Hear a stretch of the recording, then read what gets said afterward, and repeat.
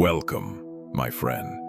It is good that you are here, in this moment, wherever you are listening from, whether you are resting in a familiar room, lying quietly in the gentle light of the night, or pausing after a long day. There is nothing you need to do right now. Nothing you need to solve. Nothing you need to understand. You can simply be here and allow these words to pass by you. Slowly, quietly. If you wish, you may notice where your body is resting. The chair beneath you, the bed supporting your weight, the floor holding everything without effort. There's no need to adjust your posture, no need to change your breathing. Everything is already being taken care of. Tonight, there is no destination, no goal to reach. Just a long, quiet stretch of time where you are allowed to soften. You do not need to concentrate. If your thoughts are still moving, that is fine. If your attention drifts, that is fine too. If your eyes grow heavy, you do not need to resist it. There is no correct way to listen. There is no wrong way to listen. The stories you will hear are not meant to hold your attention tightly. They are meant to float nearby. You may hear every word, or only a few. You may remember them, or forget them entirely. Nothing is required. Perhaps you are carrying something from today, a conversation that lingered, a worry about tomorrow, a feeling that did not have time to settle. For now, you can allow all of that to wait. This moment does not ask anything from you. It simply offers rest. You may gently allow yourself to set things down. The roles you carried through the day, the expectations placed upon you, even the ones you placed upon yourself. For now, you do not need to become anything. You do not need to improve. You do not need to arrive anywhere. If you like, you can notice one breath coming in and one breath going out. There is no need to guide it, no need to slow it down. Just noticing that it is already happening, naturally. Throughout this long night, you are not alone.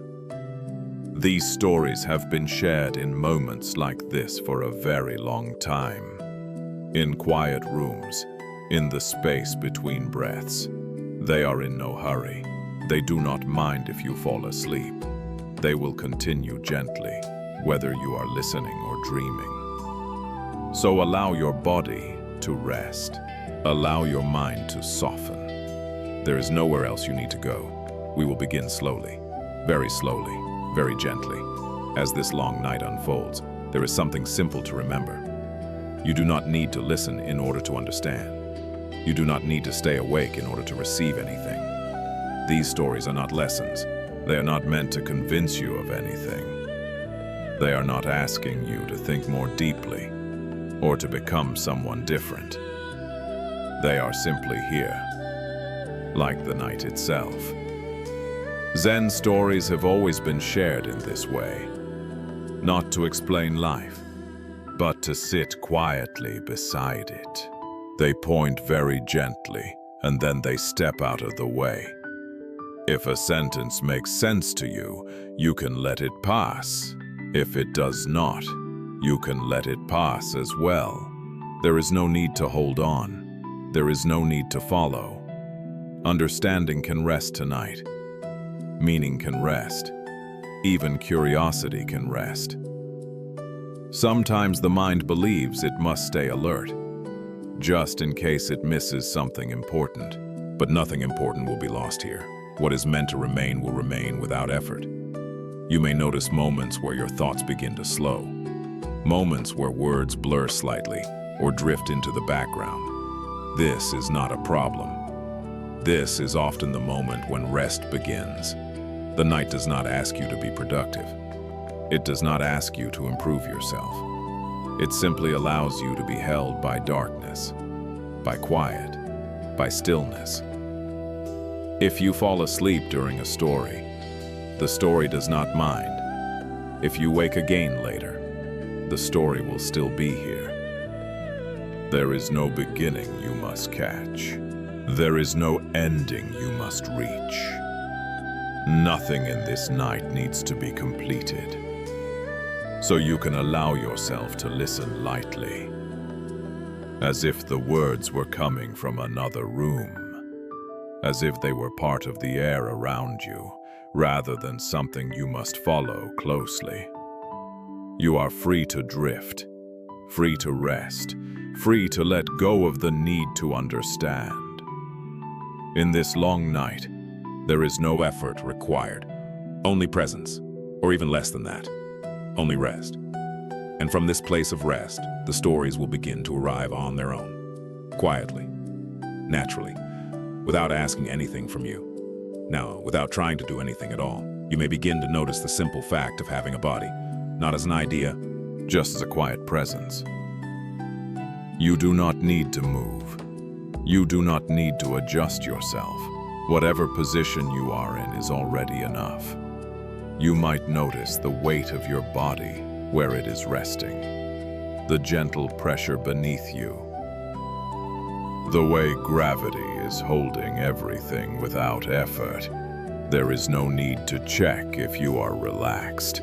There is no need to become more comfortable. If there is comfort, it can be there. If there is some tension, that can be there too. Nothing needs to change. You may become aware of your breathing, not by controlling it, not by deepening it, simply by noticing that it is happening. A breath arrives, a breath leaves, all on its own. You do not need to follow it closely. You do not need to count it.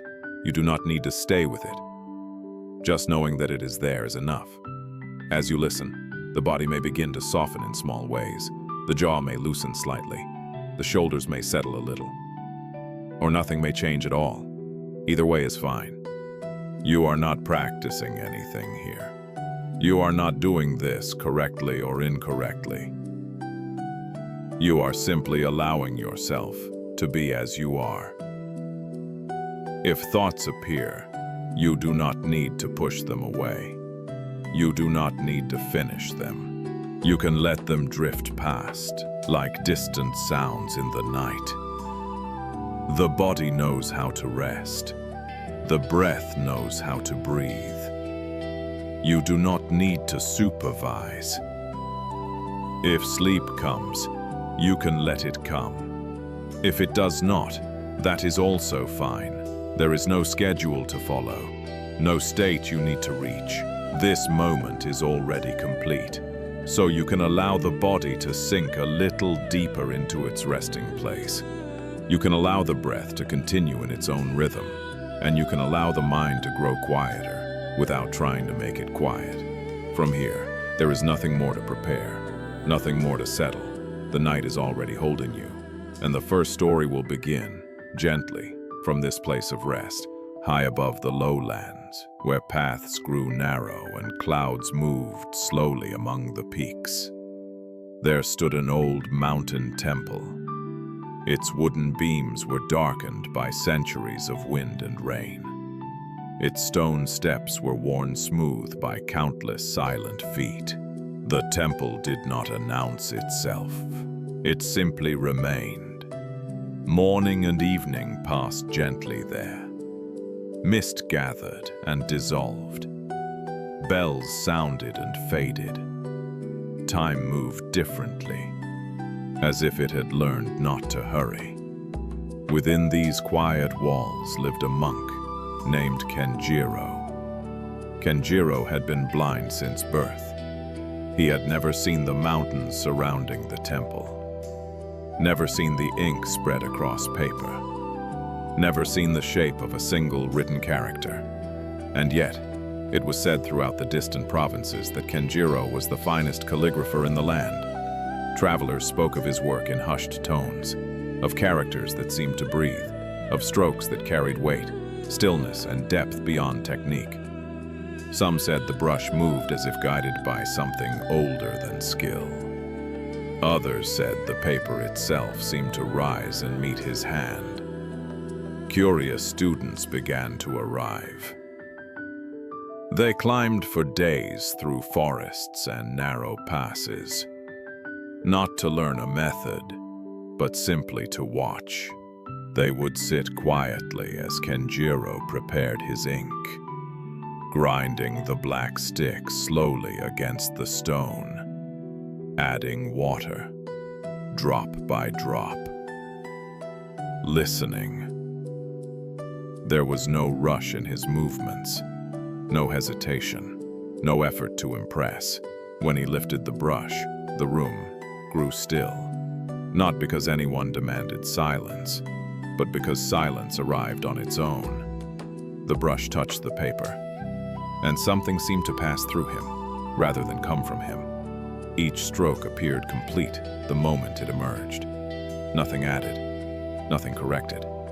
Those who watched felt something unfamiliar, as if they were not witnessing a performance, but standing in the presence of something quietly alive. Word of this reached a renowned master of calligraphy named Hayashi, a man celebrated for his precision, discipline, and mastery of form. He had studied for decades. He had trained his eye to recognize balance and flaw. He had taught many students who would later teach others. When he heard of a blind monk whose work surpassed all others, he dismissed it as exaggeration. How could someone who had never seen a character write one with true understanding eventually? Curiosity overcame doubt. Hayashi made the journey himself, determined to see the truth with his own eyes. And so, one quiet morning, as mist drifted through the temple courtyard, Hayashi arrived. Hayashi stood at the edge of the courtyard for a long moment. He did not announce himself. He simply observed. The temple was quieter than he expected. Not empty, just unhurried. A young monk approached and bowed. Hayashi returned the bow, his movements precise, practiced. "I have come to see the calligrapher," he said. "The blind monk." The young monk nodded without surprise. "Please wait," he replied, and disappeared into the inner hall. Hayashi remained standing. He noticed the sound of water somewhere beyond the walls, the faint creak of wood as the building shifted with the morning air. This place lacked discipline, he thought. Too loose, too soft. A master's hand is trained by seeing, by correction, by comparison. How could one who had never seen understand proportion, balance, line? After some time, footsteps approached. Kenjiro entered the courtyard slowly, guided by nothing visible. His posture was relaxed, his face calm. There was no trace of uncertainty in his movements. Hayashi studied him carefully. The plain robe, the steady breathing, the eyes that did not search. This is the man, he thought. Kenjiro bowed gently. "Welcome," he said. "Please come inside." They sat across from one another in the calligraphy room. Paper lay neatly arranged. The inkstone rested at the center, clean and waiting. Hayashi spoke first. "I have heard much about your work," he said. "Many claim it surpasses what can be taught." Kenjiro inclined his head slightly. "People are kind," he replied. Hayashi paused, then continued. "But I do not understand how such work is possible. Calligraphy requires seeing. The eye guides the hand." Kenjiro smiled faintly. "The hand learns in many ways," he said. Silence followed. Not awkward, not heavy. Hayashi felt an unfamiliar unease. He was used to questions being answered, to explanations unfolding clearly. He gestured toward the paper. "Would you show me?" he asked. Kenjiro reached for the ink stick. He began to grind it slowly. The sound was soft and rhythmic. Hayashi watched closely. Every movement, every pause. Kenjiro did not hurry. He did not seem to prepare. He simply listened to the stone beneath the ink. When the ink was ready, Kenjiro set the brush down gently, Then instead of lifting it to write, he extended the brush toward Hayashi. "Would you be willing," Kenjiro said, "to write a character for me?" Hayashi hesitated. This was unexpected, but he nodded. Kenjiro placed the paper before him. "Please write the character for Mountain." Hayashi took the brush. Its weight felt familiar in his hand. He breathed once, then began. Hayashi held the brush with ease. The bamboo handle rested naturally between his fingers. This was familiar territory. He positioned the paper carefully, adjusted the angle, let his wrist settle. For a brief moment, he closed his eyes. Then he began. The first stroke was confident, firm but controlled. The ink flowed evenly, dark and precise. Each movement followed rules learned long ago: balance, spacing, structure. The character emerged steadily beneath his hand. Clear, well-proportioned, exactly as it should be. When he finished, Hayashi lifted the brush and set it aside. He examined the character with a practiced eye. There were no mistakes. Kenjiro waited. He did not lean forward. He did not ask to see. Only when the ink had begun to dry did Kenjiro extend his hands. His fingertips touched the paper gently. Not searching, not tracing. He moved slowly, reading the surface through sensation rather than sight. Hayashi watched in silence. A strange tension rose in him, though he could not say why. Kenjiro's fingers paused at certain strokes, lingering, listening. At last, a small smile appeared on his face. "You write beautifully," Kenjiro said softly. "Your hand is steady. Your training is deep." Hayashi inclined his head, accepting the acknowledgement. Then Kenjiro continued. "I can feel that you have looked at many mountains." The words landed lightly, but something in them unsettled Hayashi. "My strokes come from what I have seen," Hayashi replied. "That is how calligraphy is learned." Kenjiro nodded. "Yes," he said. "That is one way." He returned the paper to the table. His hands rested quietly in his lap. The room felt still, not expectant, just open. Kenjiro reached for the brush again. This time, there was no preparation. He did not adjust the paper. He did not shift his posture. He simply lifted the brush, as if responding to something already present. And then, without pause, the brush touched the paper. Kenjiro's brush moved without hesitation.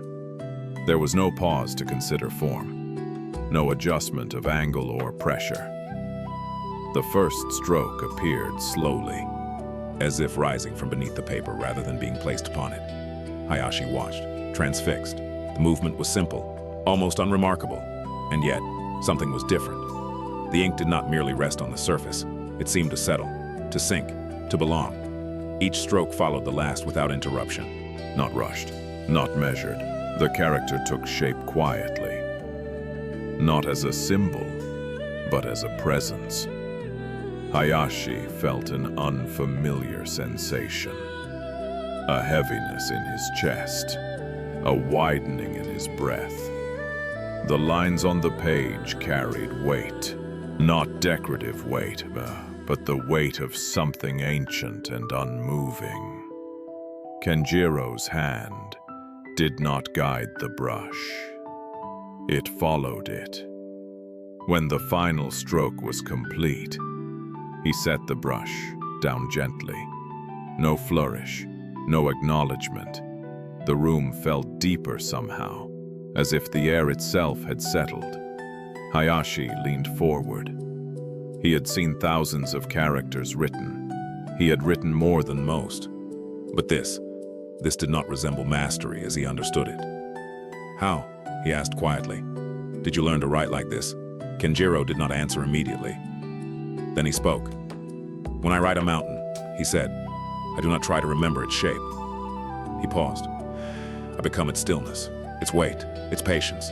He rested his hands on the table. "I feel its roots reaching into the earth, its peak touching the sky. I let the mountain write itself." Hayashi looked down at the paper again. The character seemed unchanged. And yet, he could not look away. "Have you ever," Kenjiro asked gently, "been a mountain?" The question did not demand an answer. It did not challenge. It simply remained. Hayashi felt his training fall silent. His years of study offered nothing. He had looked at mountains all his life, painted them, written them, but he had never stood still long enough to disappear into one. Kenjiro spoke once more. "The character does not come from the hand," he said. "It comes from what remains when the hand is forgotten." Nothing else was said. What mattered was never the character on the paper. It was the moment the one who tried to write quietly stepped aside. There is nothing here to remember, nothing to practice. Let the mountain return to silence. And now another story. This one is not about seeing, but about distraction, and the peace that appears when nothing is resisted. At Shenji Temple, mornings unfolded with quiet regularity, not by force, not by rule, but by habit that had softened over time. Before the sun fully rose, the bell sounded once, then again. Low, unhurried. Monks emerged from their rooms in silence. Robes brushed against wooden floors. Bare feet touched cool stone.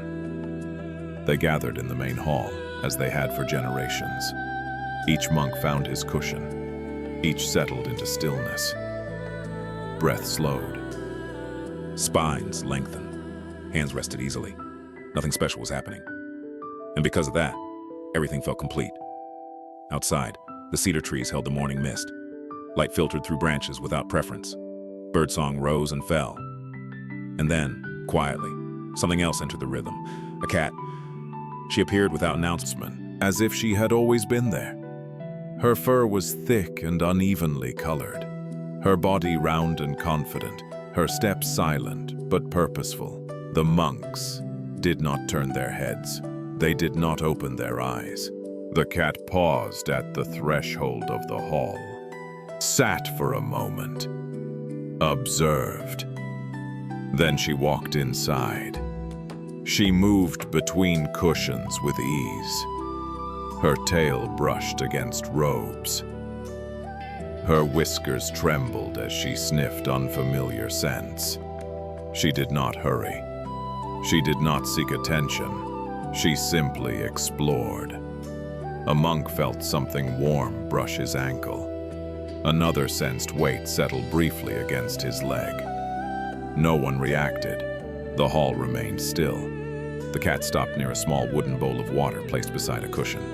She stared at its surface, at the reflection that wavered slightly as she breathed. She lifted one paw and gently tapped the rim. The bowl rocked, just enough to let a few drops spill onto the polished floor. The sound was soft, barely noticeable. The cat tilted her head, listened, and then she waited. The cat seemed pleased by the sound. Not excited, just curious. She stepped closer to the bowl again, this time with more confidence. Her paw pressed the rim once more. The bowl tipped. Water slid across the floor in a thin, quiet line. The sound was small, but it traveled. A few monks noticed it without opening their eyes. A shift in the air. A change in texture. No one moved. The cat continued. She wandered to another cushion. Circled once, then twice. She settled briefly on a pair of folded legs, adding her weight as if testing the shape beneath her. The monk's posture remained unchanged, breath steady, hands still. The cat adjusted herself, curled, then stood again, dissatisfied. She moved on. Further inside the hall, a small bell hung near the altar. Its purpose was ceremonial, its sound rare. The cat paused beneath it, looked up. Her paw rose slowly, almost thoughtfully. She reached, touched. The bell chimed. A single clear note filled the hall, then faded. Still no movement. The cat froze for a moment, ears alert, body attentive. Nothing followed. She struck the bell again. Another tone, then silence. The sound settled into the stillness, as if it belonged there. The cat waited. No startled breath, no tightening bodies, no irritation expressed. She wandered again, less interested now. She lay down near the edge of the hall, her body sinking into the cool wood. Her breathing slowed, her eyes half closed. The monks remained seated. The hall returned to its familiar rhythm. Nothing had been resolved, nothing had been addressed, and yet, something subtle had shifted. At first, the disturbance seemed to pass unnoticed. The hall remained quiet, the cat rested, but beneath the stillness, something subtle began to move. A monk near the front felt a tightening in his chest. Not strong, just enough to notice. His breath shortened slightly, then returned. Another monk felt a flicker of irritation. It arose quickly, without words. Why now? His mind whispered. Why here? The thought dissolved almost as soon as it appeared. But its trace remained. Further back, a monk noticed his attention drifting. He was no longer resting with the breath. He was listening for the cat. Waiting. The mind leaned forward, anticipating disruption before it arrived. No one moved. No one opened their eyes. Outwardly, the hall looked unchanged, but inwardly, the air had shifted. The cat stirred. She stretched, then stood. A few monks sensed her movement immediately. Their bodies responded before thought. A shoulder tightened. A jaw clenched briefly. A breath was held, then released. The cat stepped lightly across the floor. Her paws made no sound. Still, attention followed her, not with awareness, with concern. The stillness was no longer spacious. It had become guarded. Effort appeared. A monk tried to focus harder, to block out sound, to hold the posture more firmly. Another silently wished the cat would leave. Just for this session. Just this once. None of this was spoken. None of it was visible. Yet the hall was no longer the same. Resistance had entered quietly. Not as anger, not as action, but as the wish for things to be different than they were. The head monk sat at the front of the hall. His posture was straight, his breath measured. From the outside, nothing revealed his attention. But inside, something was no longer at ease. He had noticed the cat earlier than most, not because she was loud, but because he was responsible. For the silence, for the order, for the training of the hall. A thought formed quietly. This should not be happening. He felt it settle behind his eyes. A subtle pressure, a tightening that practice had not dissolved. The cat moved again, slowly, unconcerned. The head monk's breath shortened for a moment. He noticed it, and noticed the noticing. This is distraction. The thought returned. This is interference. He tried to widen his awareness, to include the sound, to include the movement. But beneath the effort, there was impatience. a wish that the hall would return to how it was supposed to be. The cat brushed past another cushion. A robe shifted. Fabric whispered against the floor. The sound was small, yet it landed sharply. The head monk opened his eyes. It was not sudden, not dramatic, just a decision made quietly, as decisions often are. He stood. The hall sensed the movement immediately. Eyes opened, postures loosened. The cat looked up. The head monk took a step forward, then another. He did not shout, he did not scold, but his body carried firmness. "Purpose, enough," he said, softly. The cat did not move. A flicker of frustration rose, brief, hot. He reached down, lifting the cat gently but decisively, and carried her toward the door. As he set her outside, the cat twisted free and walked away without urgency. The head monk returned to the hall. He resumed his seat. Silence followed, but it was no longer the same silence. Something had been resolved, and something had been lost. Nothing outside had ever broken the stillness. Only the moment we argued with what arrived. When resistance appeared, peace quietly stepped aside. Let the hall return to quiet. Let the cat leave on her own. And now, another story. This one is about giving, at the moment when holding on feels necessary. The merchant had already been on the road for weeks. Dust clung to his clothes. Fatigue settled into his bones. Each morning, he rose before the sun. Each night, he lay awake, counting what remained. His cart was nearly empty. A few bolts of cloth, some dried grain. Small items that once felt sufficient, now felt painfully few. He had taken the journey with confidence. The route was familiar, the markets reliable. But the seasons had shifted. Storms delayed travel. Villages bought less than expected. What he carried was no longer enough to complete the delivery he had promised. Ahead of him lay the next town. Beyond it, the destination. And with it, a contract he could not afford to break. As he walked, his thoughts moved faster than his feet. If I arrive with too little, they will turn me away. If I stop to trade, I may lose time I do not have. Every calculation led back to the same place. Shortage. He stopped beneath a tree at the edge of the road, set the cart down, sat heavily on a stone. For a long moment, he did nothing. Then he opened the cart again, counted each item, touched each piece as if it might multiply under his hands. It did not. The merchant closed his eyes. A weight pressed against his chest. Not panic, just the quiet pressure of impossibility.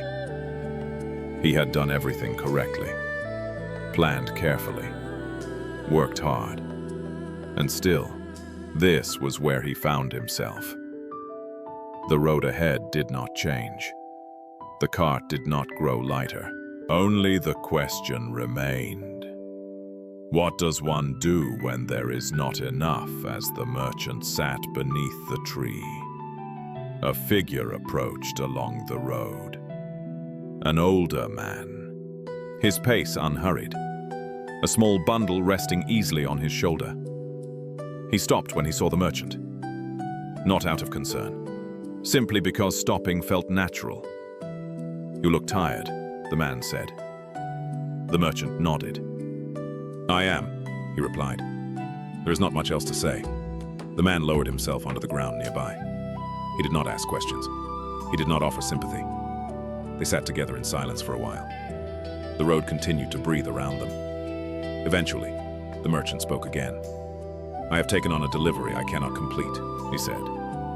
"What I carry is not enough." The older man looked at the cart, then at the merchant, then back at the road. "What is it that you carry?" he asked. The merchant listed the items carefully. Cloth, grain, small goods meant for trade. The man listened without comment. When the merchant finished, The older man nodded once.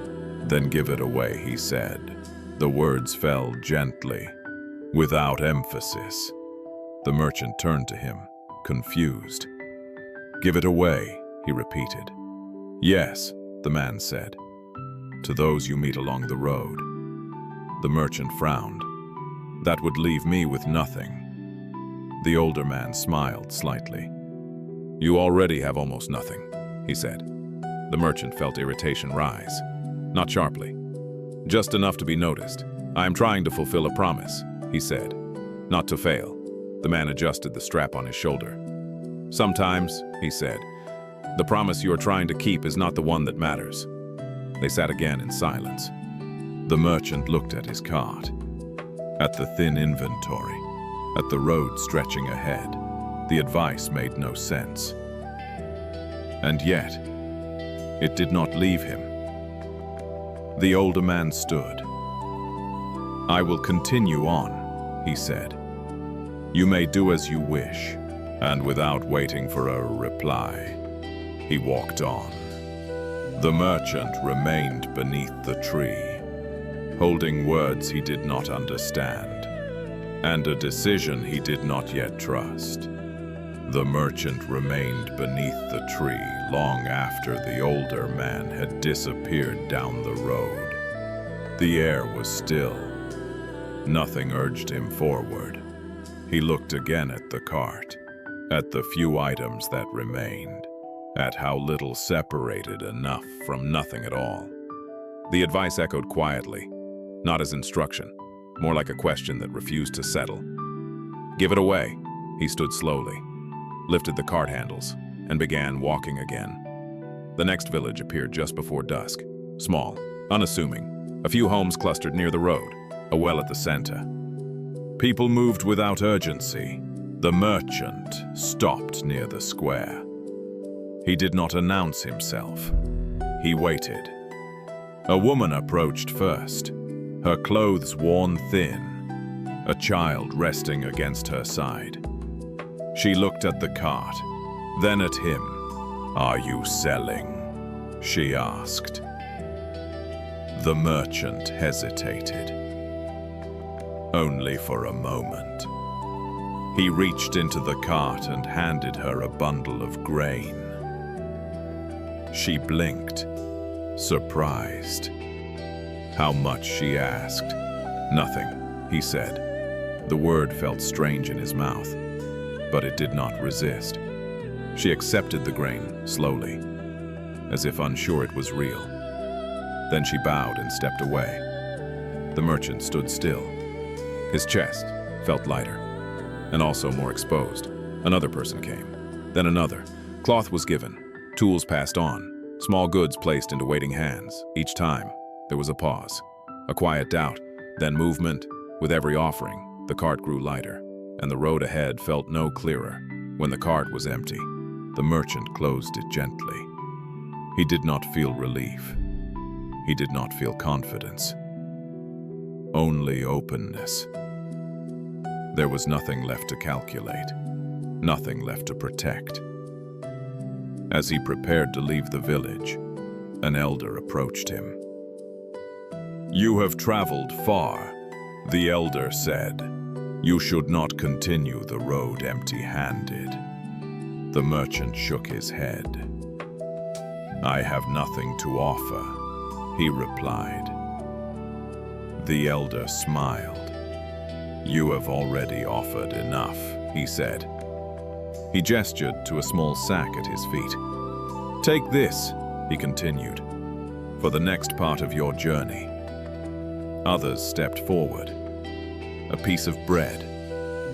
A place to rest. Directions spoken gently. The merchant accepted without comment. When he left the village the next morning, his cart was not full, but it was no longer empty, and something within him had stopped measuring the road. The merchant continued along the road without haste. The cart moved easily now, its weight familiar, but no longer burdensome. He did not review what had happened. He did not search for meaning. There was simply walking, breathing, the sound of wheels against earth. From time to time, someone greeted him. A nod, a brief exchange, nothing more. The road unfolded as roads always do, not promising anything, not withholding anything.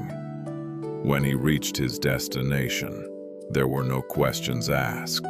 The goods he carried were received. The agreement was completed. No one commented on what he had lost. No one praised what he had given. Life moved on. Later, as the merchant rested for the night, he noticed something quietly different. The tension that once followed his thoughts had loosened. The habit of measuring every step had softened. There was still work ahead, still uncertainty, but the grip around it was gone. He slept without calculating tomorrow. What opened was not abundance, it was ease. When holding loosened, the path found its own balance. There is nothing here to carry forward. And now, another story. This one is about not knowing, and the quiet freedom that appears when understanding is no longer required. The monastery was known for its discipline. Its schedules were clear, its teachings precise. Students arrived from many regions, each carrying notebooks, each carrying questions. They sat in neat rows. They listened carefully. They repeated what was taught. Most of them progressed quickly. There was one student who did not. He arrived early each morning. He sat through every lesson. He practiced long after others had left. And still, nothing seemed to settle. When asked to explain a teaching, his words tangled. When asked to demonstrate understanding, his hands hesitated. The teachers noticed. They corrected him patiently at first, then more firmly. Pay closer attention. One said, "You must focus," said another. The student nodded. He tried harder. He memorized texts, Copied commentaries, reviewed his notes late into the night. Yet when questioned again, his answers dissolved. It was not that he misunderstood.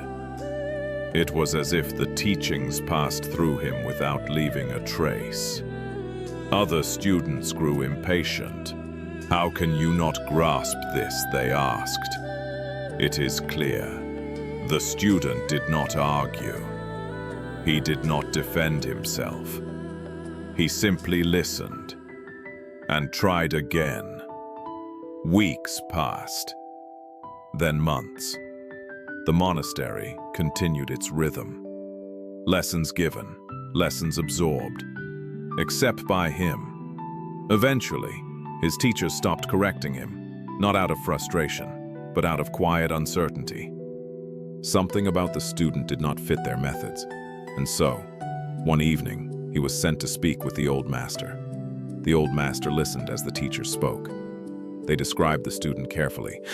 His effort, his sincerity, his inability to explain even the simplest teaching. The master nodded. He asked no questions. Later that evening, the student was called in. He entered the room quietly, bowed, waited. The master studied him for a moment, not with scrutiny, just with attention. "Tell me," the master said, "what have you been learning?" The student opened his mouth, then closed it again. He searched for words, found fragments, lost them. "I study the teachings," he said slowly. "I read, I listen, I try to understand." "And do you understand?" the master asked. The student paused. "No," he said, "I do not." The answer came without drama, without embarrassment. The master nodded. "Then explain what you do not understand," he said. The student lowered his eyes. "I do not know how to explain it," he replied. "It disappears when I try." The master did not correct him. He did not encourage him. He waited. The silence stretched gently between them. The master asked another question. "When you sit in meditation," he said, "what do you experience?" The student considered carefully. "Breathing," he said. Sounds, thoughts, coming and going so And when the thoughts go, the master asked. The student looked up, uncertain. Nothing special, he said. They just go. The master nodded again. Tomorrow, he said, you will attend the lessons as usual. The student bowed, confused, and after that he asked. The master smiled faintly. After that, he said, we will see. The student left the room without understanding, without relief, without disappointment. He returned to his room, sat, breathed, and for the first time, he did not try to make sense of it. The next morning, the student returned to the hall as usual. He sat, he listened, he took notes. Nothing felt different. When the lesson ended, the old master called him forward. Tell me, the master said, where is your mind right now? The student hesitated. He searched inward, listened, waited. I do not know, he said.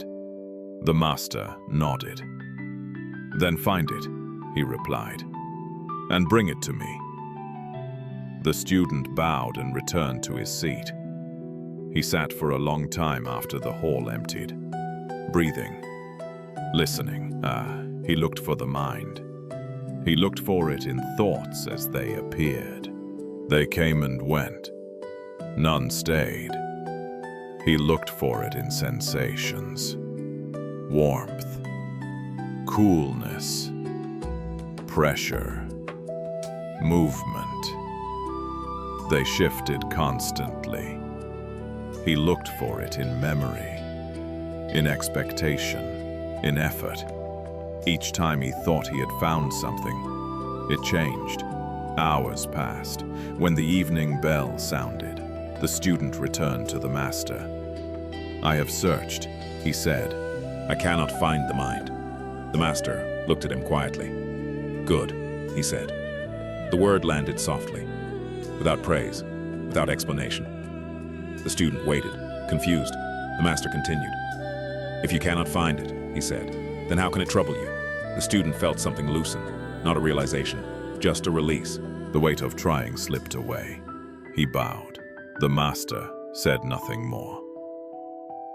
The student left the room and stepped into the night air. The sky was clear, the path familiar. His thoughts moved, his breath moved, and yet there was nothing he needed to understand. In the days that followed, nothing outwardly changed. The student attended the lessons as before. He listened. He took notes. But something had quietly fallen away. He no longer strained to capture meaning. He no longer tried to hold ideas in place. When thoughts appeared, he noticed them. When they passed, he did not follow. Sometimes understanding came. Sometimes it did not. Neither felt important. When asked a question, he answered simply. If words came, they came. If they did not, he remained silent. The teachers noticed the change, not in his answers, but in his presence. He no longer leaned forward in effort. He no longer pulled back in frustration. He sat as he was. The old master watched from a distance. He did not comment. He did not correct. There was nothing to adjust. The student had stopped trying to become someone who understood. And in that stopping, there was ease. He walked the familiar paths of the monastery without expectation. Stone felt like stone. Air felt like air. Each moment arrived whole, without needing to be grasped. There was no insight to protect, no conclusion to defend. Only the simple rhythm of days passing, undisturbed. Understanding did not arrive through effort. It appeared when effort quietly stepped aside. Not knowing was not a failure. It was the doorway. Let the question fade. And now, another story. This one is about emotion. and how allowing it to be exactly as it is changes everything. The inn stood at the edge of a narrow road, where travelers often arrived, tired and hungry. It was not large, just a few rooms, a low ceiling, wooden tables worn smooth by years of use. The innkeeper had run this place for most of his life. He rose early each morning. He prepared the fire. He swept the floor. He waited. Some days passed quietly. Others did not. Travelers came late. Meals were returned unfinished. Voices grew loud when wine flowed freely. The innkeeper handled it all. Usually, but there was something about the end of the day that wore him down. When fatigue settled into his body, his patience thinned. A cup left unwashed felt heavier than it should. A request made twice felt like an insult. A raised voice echoed longer than necessary. He noticed it himself, the tightening in his chest, the heat behind his eyes. Still, he did nothing to stop it. One evening, the common room was full. Rain pressed against the windows. Travelers spoke over one another. A man at the far table struck his cup against the wood. Loudly, "More wine," he called. The innkeeper felt the familiar surge. Sharp, immediate. His jaw clenched. His hands stiffened. He filled the cup and carried it across the room, each step heavy. As he set the cup down, wine sloshed over the rim. The man laughed. Something broke open. The innkeeper raised his voice. Words came fast. Accusations followed. The room fell quiet. The man stared back, startled, then angry. Voices rose again. Chairs shifted. The calm of the inn disappeared. When it was over, the travelers retreated to their rooms. The fire burned low. The innkeeper stood alone behind the counter, breathing hard. His anger faded as quickly as it had come. In its place, a familiar heaviness settled. He wiped the counter slowly. Once, then again. This happens every time, he thought. And yet, each time, it still surprised him. The next morning, the innkeeper rose early as usual. The air was cool, and the inn was quiet again. He moved through his routine without thinking much about the night before. He swept the floor, wiped the tables, and prepared food for the day ahead. But as he worked, he noticed something familiar. The anger from the night before had not stayed. It had already passed. There was no trace of it in the room, no echo in the walls, no mark left behind on the tables or the floor. Only the memory remained, faint and distant. He paused for a moment, cloth in hand, and noticed his body. The tightness in his chest was gone. His breath moved easily again. It struck him how quickly it had all changed. The anger had felt solid when it arose, certain, justified. And yet, now, it was nowhere to be found.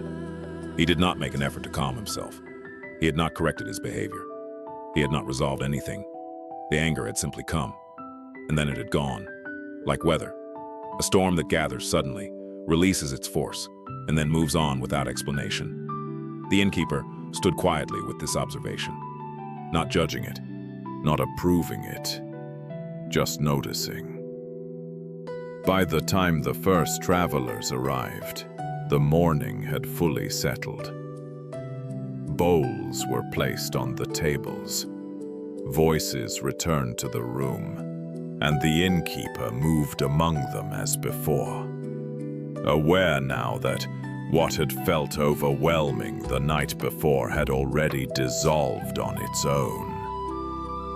Later that afternoon, the innkeeper sat alone near the window. The rain had stopped, and light returned quietly to the road outside. He thought again about the anger from the night before. not with regret, and not with analysis, but with a simple curiosity.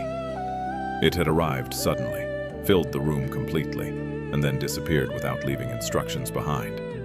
He realized that at no point had he needed to push it away. He had not needed to fix it. It had never asked to be resolved. The anger had followed its own rhythm, rising, peaking, fading, like the rain. When clouds gather, the sky does not argue with them. When rain falls, the earth does not resist. And when the storm passes, nothing needs to celebrate its departure. He noticed how often he had tried to do otherwise, how often he had tightened against emotion, believing that control was required. And yet, the emotion had never waited for permission. Sitting there, he felt the body settle into its natural pace. Breathing moved without effort. Thoughts appeared, then loosened on their own. There was no need to hold calm in place. There was no need to fear the next surge. If anger returned, it would return. And if it left again, it would leave. The innkeeper stood and returned to his work. Not lighter, not wiser, just more willing to let each moment arrive as it was.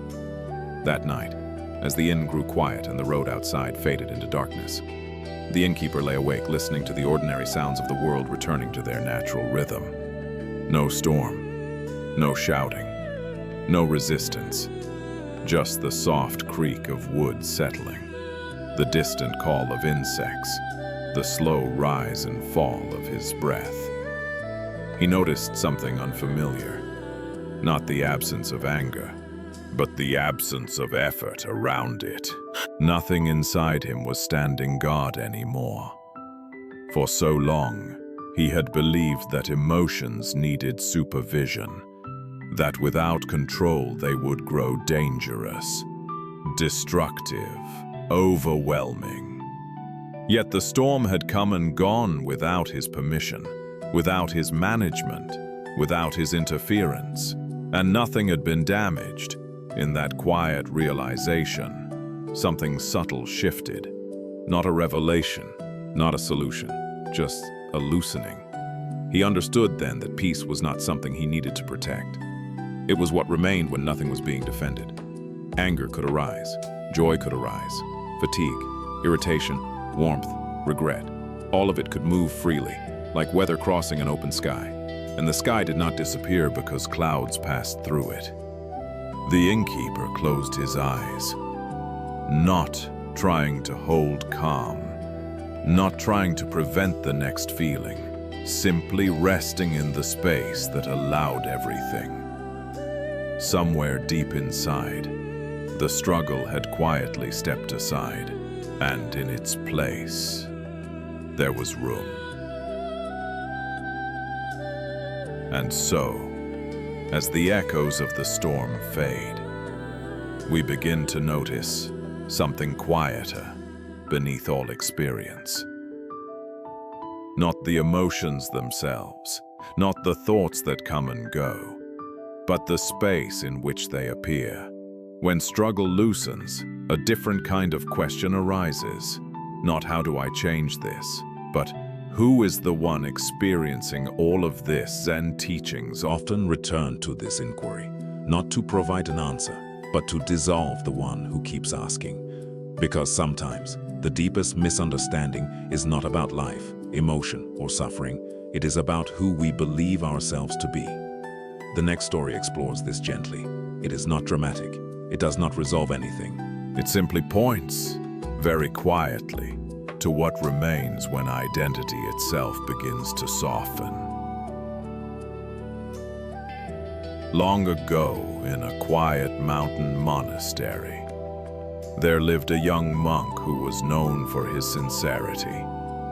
He rose before dawn every morning, sat longer than most in meditation, and listened intently to every teaching. He rarely spoke unless spoken to. And when he did, his words were careful, respectful, precise. Yet beneath this discipline, something restless remained. No matter how diligently he practiced, no matter how deeply he listened, he felt as though something essential continued to elude him. There was a persistent sense of being just outside the gate, close, but never quite arriving. One evening, after a long day of study and meditation, he approached his teacher, an old Zen master whose presence was calm in a way that required no explanation. "Master," the young monk said softly, "I have followed every instruction." I sit, I breathe, I observe my thoughts. And yet, I still feel incomplete. Please tell me what I am missing. The master looked at him for a long moment, not with judgment, not with concern, but with a quiet attentiveness that seemed to include everything at once. Then he asked a simple question. "Who is it," he said, "that feels incomplete?" The monk paused, surprised. "I do," he answered after a moment. "I am the one who feels incomplete." The master nodded gently, as if acknowledging something obvious. Then he said, "Can you show me this one who's incomplete?" The question landed softly, but it did not dissolve, but instead, it stayed. That night, as the monastery grew silent, the monk sat alone in his room. He did not try to meditate in the usual way. He did not follow his breath or repeat a teaching. He simply turned his attention inward and began to look. Where was this one who felt incomplete? He noticed sensations in the body, tightness in the chest, a faint pressure behind the eyes. But none of these felt like a self. They were sensations, appearing and disappearing. He noticed thoughts arising, memories of effort, images of progress, hopes of becoming someone wiser, calmer, more whole. But these too appeared and faded on their own. He looked for the one who was watching all of this, the one who felt restless, the one who wanted to arrive. And strangely, each time he looked, there was only looking. There was awareness, there was experience, but there was no solid center to be found. Hours passed, unnoticed. At some point before dawn, the monk realized that the sense of incompleteness had quietly dissolved. Not because it had been fixed, but because the one who claimed it could no longer be located. There was breathing. There was warmth. There was the faint sound of wind moving through the trees.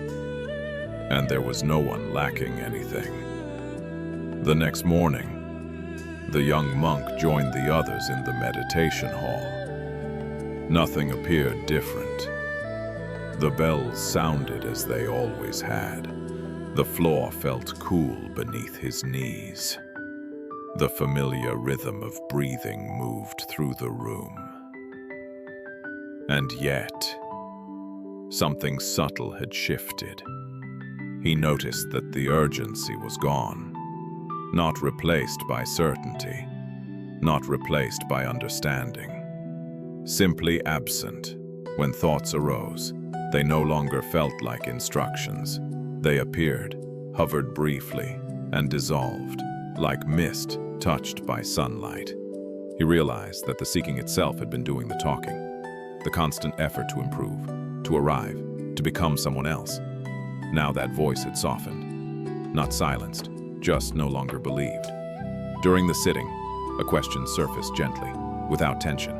If there is no one trying to arrive, what remains? There was sitting, there was hearing, there was awareness of sensation and sound unfolding without effort. No observer stood apart from what was observed. The young monk felt no need to name this, no need to report it to his teacher, whatever this was. It was not something he could carry, explain, or claim. Later, that day, as he swept fallen leaves from the stone path, the same quiet presence remained. The body moved. The broom brushed the ground. Leaves gathered and scattered. and there was no sense of doing it for anything. Not for progress, not for recognition, not even for peace, just movement happening. The monk understood then, not as a thought, but as a direct knowing, that the seeker had not found what it was looking for. It had simply stepped aside. And in that stepping aside, nothing was missing. In the days that followed, the young monk noticed how ordinary everything felt. He still rose before dawn. He still sat in the hall with the others. He still studied, worked, and moved through the same routines. But something essential was no longer present. There was no background tension pushing him forward, no quiet pressure suggesting he should be somewhere else, someone else, further along. When he walked, there was just walking. When he ate, there was taste, movement, chewing, swallowing. When he listened, there was sound arriving and fading on its own. At times, old habits returned briefly. A thought about progress, a comparison with others, a memory of how seriously he once tried to understand. But these thoughts no longer formed a center. They appeared the way wind passes through an open door, touching nothing, leaving no trace behind. One afternoon, his teacher passed him in the courtyard and stopped. "You seem quieter," the old master said. The monk bowed, unsure how to respond. "I don't feel quieter," he said honestly. "I just don't feel as busy inside." The master smiled, not approving, not correcting. "Good," he said. "Then do not make that into something either." The monk understood what was being pointed to. Even peace could become another project. Even insight could become another identity. So he let it all remain unclaimed. There was no urge to explain, no need to preserve the state, no fear of losing it. Life continued, moment by moment, without asking anything in return. And without the question, what am I supposed to become? Each moment answered itself. One evening, as the sun lowered itself behind the mountains, the young monk sat on the steps outside the hall. The air was cool. The sky shifted slowly from gold to blue. He watched the light change without trying to name it. For the first time since arriving at the monastery, years before, there was no sense of being on a path, no inner map, no destination waiting somewhere ahead. Practice continued, but without a future attached to it. Study continued, but without accumulation. Life unfolded, but without a narrator following it closely. He realized then that the search had not ended because it succeeded. It had ended because it was no longer needed. There was nothing wrong with seeking, nothing mistaken about effort. But there was a moment when effort quietly bows and steps aside. What remained was not understanding, not certainty, just presence, unremarkable and complete. The monk stood, entered the hall, and joined the others. No one noticed anything unusual, and nothing needed to be noticed. When the sense of self softens, something else quietly comes into view. Not a new truth, not a deeper insight, but the way meaning itself is formed.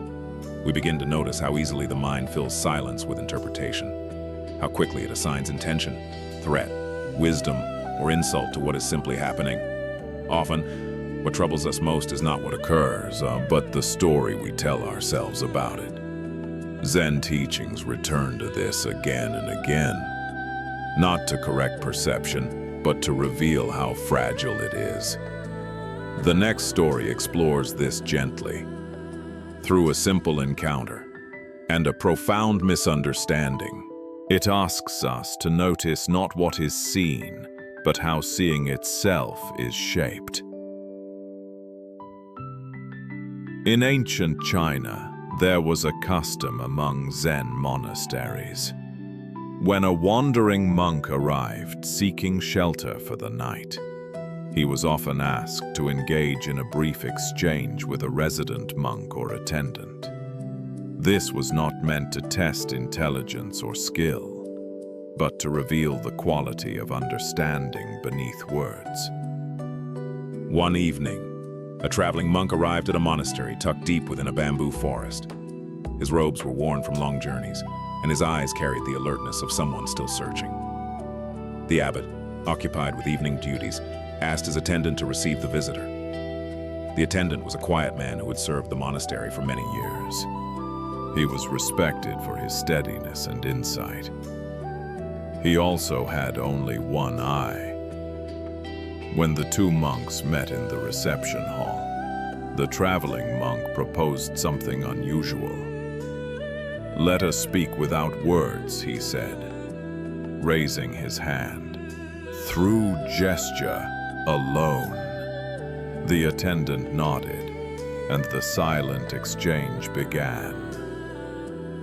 The traveler lifted one finger and held it calmly in the air. Without hesitation, the attendant responded by raising 2 fingers. The traveling monk then raised 3 fingers, his expression focused and confident. At this, the attendant closed his hand into a firm fist and held it between them. For a moment, the room was still. Then, without another gesture, the traveling monk bowed quickly and left the hall. Soon after leaving the hall, the traveling monk sought out the abbot. He bowed deeply, his expression serious. "Venerable teacher," he said, "your attendant is far beyond my understanding. I am not worthy to remain here." The abbot looked at him with quiet curiosity. "Tell me what occurred," he said. The traveler explained carefully. "I raised one finger to represent the Buddha," he said.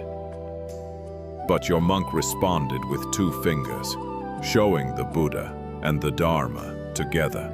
When I raised 3 fingers to indicate the Buddha, the Dharma, and the Sangha as one complete teaching," he closed his hand into a fist. The traveling monk paused, visibly humbled. "He showed me that the 3 jewels are not separate," he concluded, "but one indivisible truth." The abbot listened without interruption. He did not correct the monk. He did not smile. He simply nodded. The traveler bowed once more and departed into the evening, convinced he had encountered a depth of wisdom beyond his reach. Only later did the abbot notice hurried footsteps approaching the hall. Moments later, the attendant rushed into the abbot's chamber. His breathing was quick, and his face showed clear agitation. "Where did that monk go?" he asked sharply. The abbot raised an eyebrow. "What troubles you?" he asked calmly. "That man insulted me," the attendant said. "Right to my face." The abbot gestured for him to continue. He raised one finger. The attendant said, "To mock the fact that I have only one eye, I tried to remain polite." He went on. "So I raised 2 fingers to acknowledge that he has 2 eyes and I bear no resentment. But then," the attendant said, his voice tightening. He raised 3 fingers, as if to emphasize that between us we had only 3 eyes in total. At this point, the attendant clenched his hand unconsciously. "I had had enough," he said. I made a fist because I was ready to strike him, but he fled before I could respond. The room fell silent. The abbot did not laugh. He did not scold. He simply sat, allowing the words to settle. 2 men, 1 exchange, and 2 completely different realities. The abbot remained seated long after the attendant finished speaking. He did not correct either version of the story. He did not declare one monk right and the other mistaken, because nothing new needed to be added. Both men had seen clearly, and both had been wrong. Not because their eyes failed them, but because their minds had already decided what the world meant. The traveling monk saw profound teaching because he arrived expecting wisdom. The attendant saw insult because he arrived carrying an old wound. The gestures themselves had no meaning. Meaning had been placed upon them. Zen teachings often point to this quietly. That perception is never neutral. It is shaped by memory, fear, hope, and identity long before awareness catches up. We believe we are reacting to reality, when in truth we are responding to our own interpretations. A raised hand becomes a threat. A silence becomes rejection. A glance becomes judgment. And once meaning is assigned, emotion follows naturally. The abbot understood that nothing had gone wrong in the hall that evening. What had unfolded was simply the mind revealing its habits. Seeing, but not seeing clearly. Hearing, but not hearing fully. The story did not end with correction or apology. It ended with understanding. And that understanding did not belong to either monk alone. It belonged to anyone willing to notice how easily perception becomes belief. When perception shapes meaning, belief quietly shapes action. What we expect begins to guide how we move. What we assume begins to determine what feels possible. Often, events do not unfold according to fate or chance alone, but according to the confidence or doubt we carry into them. Zen teachings remind us that belief is not merely a thought. It becomes posture. It becomes breath. It becomes the way we step forward or hesitate. The next story explores this gently, through a moment of uncertainty where outcomes seemed already decided. And yet, something subtle changed everything. In ancient Japan, a military general prepared his army for battle under difficult conditions. The enemy forces were larger. The terrain offered little advantage. By every ordinary measure, defeat seemed likely. The soldiers knew this. As they made camp on the eve of the battle, fear moved quietly through the ranks. Not loudly, not dramatically, but steadily, in lowered voices, in restless movements, in the way hands lingered too long on weapons. The general observed this without judgment. He knew that an army already convinced of loss would not need to be defeated. It would simply collapse inward.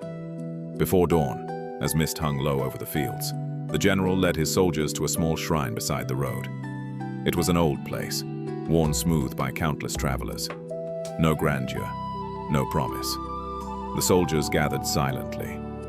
The general bowed, offered a short prayer, and then turned to face them. He reached into his robe and withdrew a single coin. "We will let destiny decide," he said calmly. "If the coin lands heads, we will win. If it lands tails, we will lose." The soldiers leaned forward. Breath held. The general tossed the coin into the air. It spun briefly, caught the pale morning light, and fell to the ground. Heads. A ripple passed through the ranks. Then another. Then a surge. Fear loosened its grip. Posture changed. Eyes lifted. What had seemed impossible moments before now felt inevitable. When the signal was given, the soldiers moved forward without hesitation. Their steps were steady, their focus clear. They advanced as if victory had already taken place, somewhere beyond sight. The enemy, expecting fear and disorder, met instead a force that moved with precision and resolve. Blades clashed, commands carried cleanly through the air. Movements aligned. The general remained calm throughout the fighting, observing not just the terrain, but the spirit of his men. Where doubt might have caused retreat, there was advance. Where hesitation might have fractured formation, there was cohesion. By midday, The battle had turned. The opposing forces, though larger, began to lose ground. Confusion spread through their ranks. By late afternoon, the outcome was clear. Against all expectations, the general's army stood victorious. The soldiers gathered, exhausted, wounded, and astonished. They spoke of destiny, of divine favor, of the coin that had revealed their fate that morning. What none of them questioned was the certainty that had carried them forward. They had fought as if defeat were no longer an option. And so it had not been. After the battle, as the camp settled into uneasy relief, one of the officers approached the general. His face still carried the disbelief of survival. "General," he said quietly, "it was extraordinary. The gods truly favored us today." The coin showed it clearly. The general listened without interrupting. When the officer finished speaking, the general reached into his robe once more and placed the coin in the man's open palm. "Look closely," he said. The officer lowered his gaze. Both sides of the coin were the same. Heads. For a moment, he said nothing. Then understanding moved slowly across his face, not as shock, but as recognition. The outcome was never in the coin, the general said calmly. It was in what the men believed once they stopped doubting. The officer closed his hand around the coin. Nothing else needed to be said. The soldiers had not been deceived into victory. They had been released from fear. And once fear loosened its hold, their strength had been free to act. The coin did not change the battle. The battlefield did not change the odds. What changed was the inner posture of those who stepped forward. Belief moved through their bodies before it moved through their thoughts. It straightened their backs. It steadied their breath. It allowed action to arise without hesitation. Zen teachings remind us that belief is not something we hold lightly in the mind. It becomes the way we stand, the way we meet uncertainty, the way we decide whether to advance or withdraw. The soldiers did not win because they believed blindly. They won because doubt no longer fragmented their movement. When fear loosens, energy gathers. When hesitation fades, clarity appears. This does not mean belief guarantees outcomes. It means belief shapes how fully we enter what is already unfolding. The general understood this quietly. He did not claim credit. He did not deny chance. He simply created the conditions in which his men could meet the moment without being divided inside. Often in our own lives, we face situations that seem already decided. The mind calculates failure before the body ever moves. Yet when belief shifts, not toward certainty, but toward participation, something opens. We do not control results, but we do influence how we arrive. And how we arrive often determines what becomes possible. When belief settles into action, something quieter begins to unfold. Not achievement, not recognition, but influence.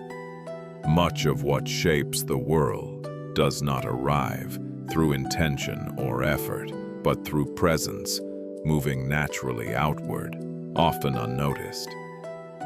Zen teachings remind us that impact is not always immediate and rarely visible from where we stand.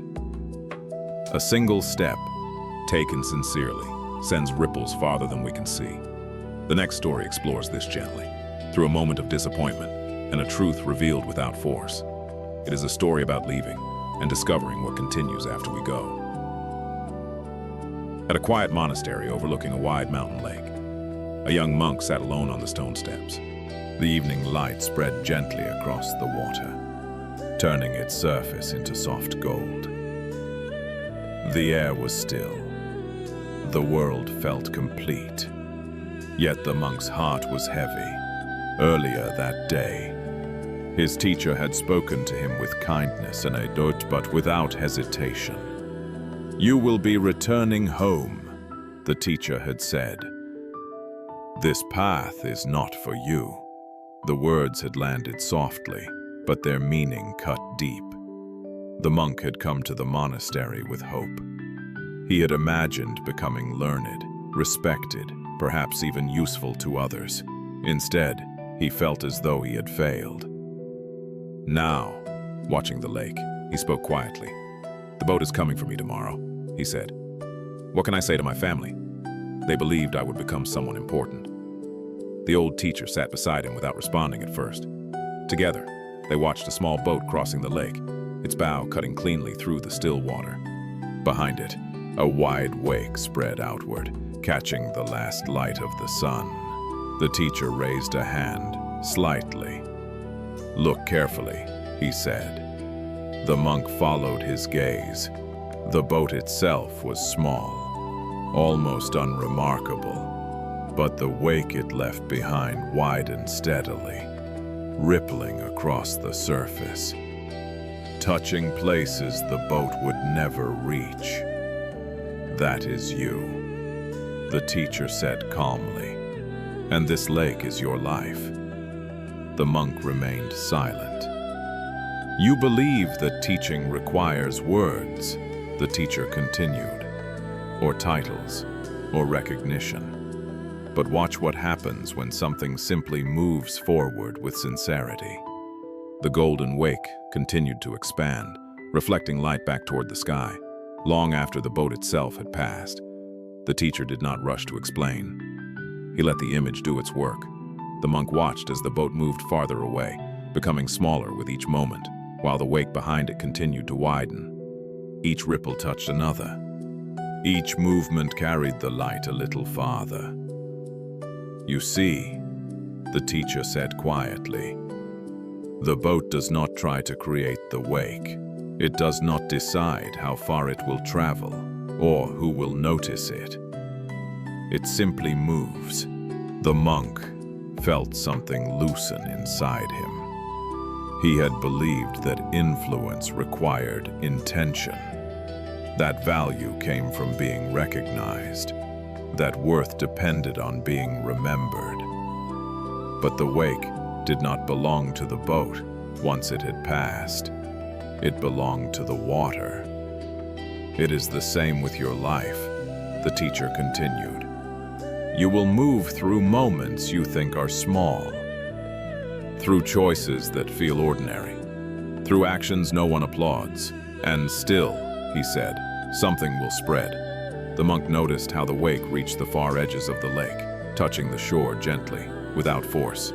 Nothing announced its arrival. Nothing claimed ownership. It simply arrived. In that moment, the monk understood that leaving did not mean disappearing. It meant trusting what continued after him. That night, the monk remained by the lake long after his teacher had left. The sky darkened slowly. The gold on the water softened into shadow. He replayed the image again and again, not as a lesson, but as a quiet truth settling into place. He had believed that to matter, one must stay, that to teach, one must speak, that to leave was to disappear. Yet the wake continued, even after the boat was gone. No one stood watching it spread. No one measured how far it traveled. And still, it moved. The monk saw how often he had delayed living sincerely, waiting for the right role, the right permission, the right recognition. He had imagined a future where his value would become visible. Now he saw something simpler. Life did not wait to be witnessed in order to matter. Each moment carried its own direction. Each action left something behind, whether or not it was noticed. The monk felt no urge to correct his path or to prove anything before leaving. He would return home quietly. He would live attentively. and whatever followed would follow. The lake grew still. And yet, beneath the surface, movement continued. The next morning, the monk left the monastery without ceremony. No farewell gathering, no final teaching. Just a quiet walk down the mountain path. The sound of his steps blending with birdsong and wind. From a distance, the monastery remained unchanged. The bells would still ring, the halls would still fill and empty. And yet, something invisible had already moved. The monk carried no message to deliver, no lesson to explain. He carried only the intention to live honestly, wherever he went. Like the boat on the lake, his life would pass through places briefly. And like the wake, what followed him would not belong to him, it would belong to the world. He understood now that influence does not require permanence. That meaning does not need an audience. What matters is how sincerely we move while we are here. The path curved out of sight, and still the water remembered. What continues after we go is often invisible to us. In the same way, what we believe will bring happiness is often shaped by comparison, imagination, and incomplete seeing. We look at the lives of others and assume they hold what we lack. We trade one desire for another, convinced that fulfillment waits just one step further ahead.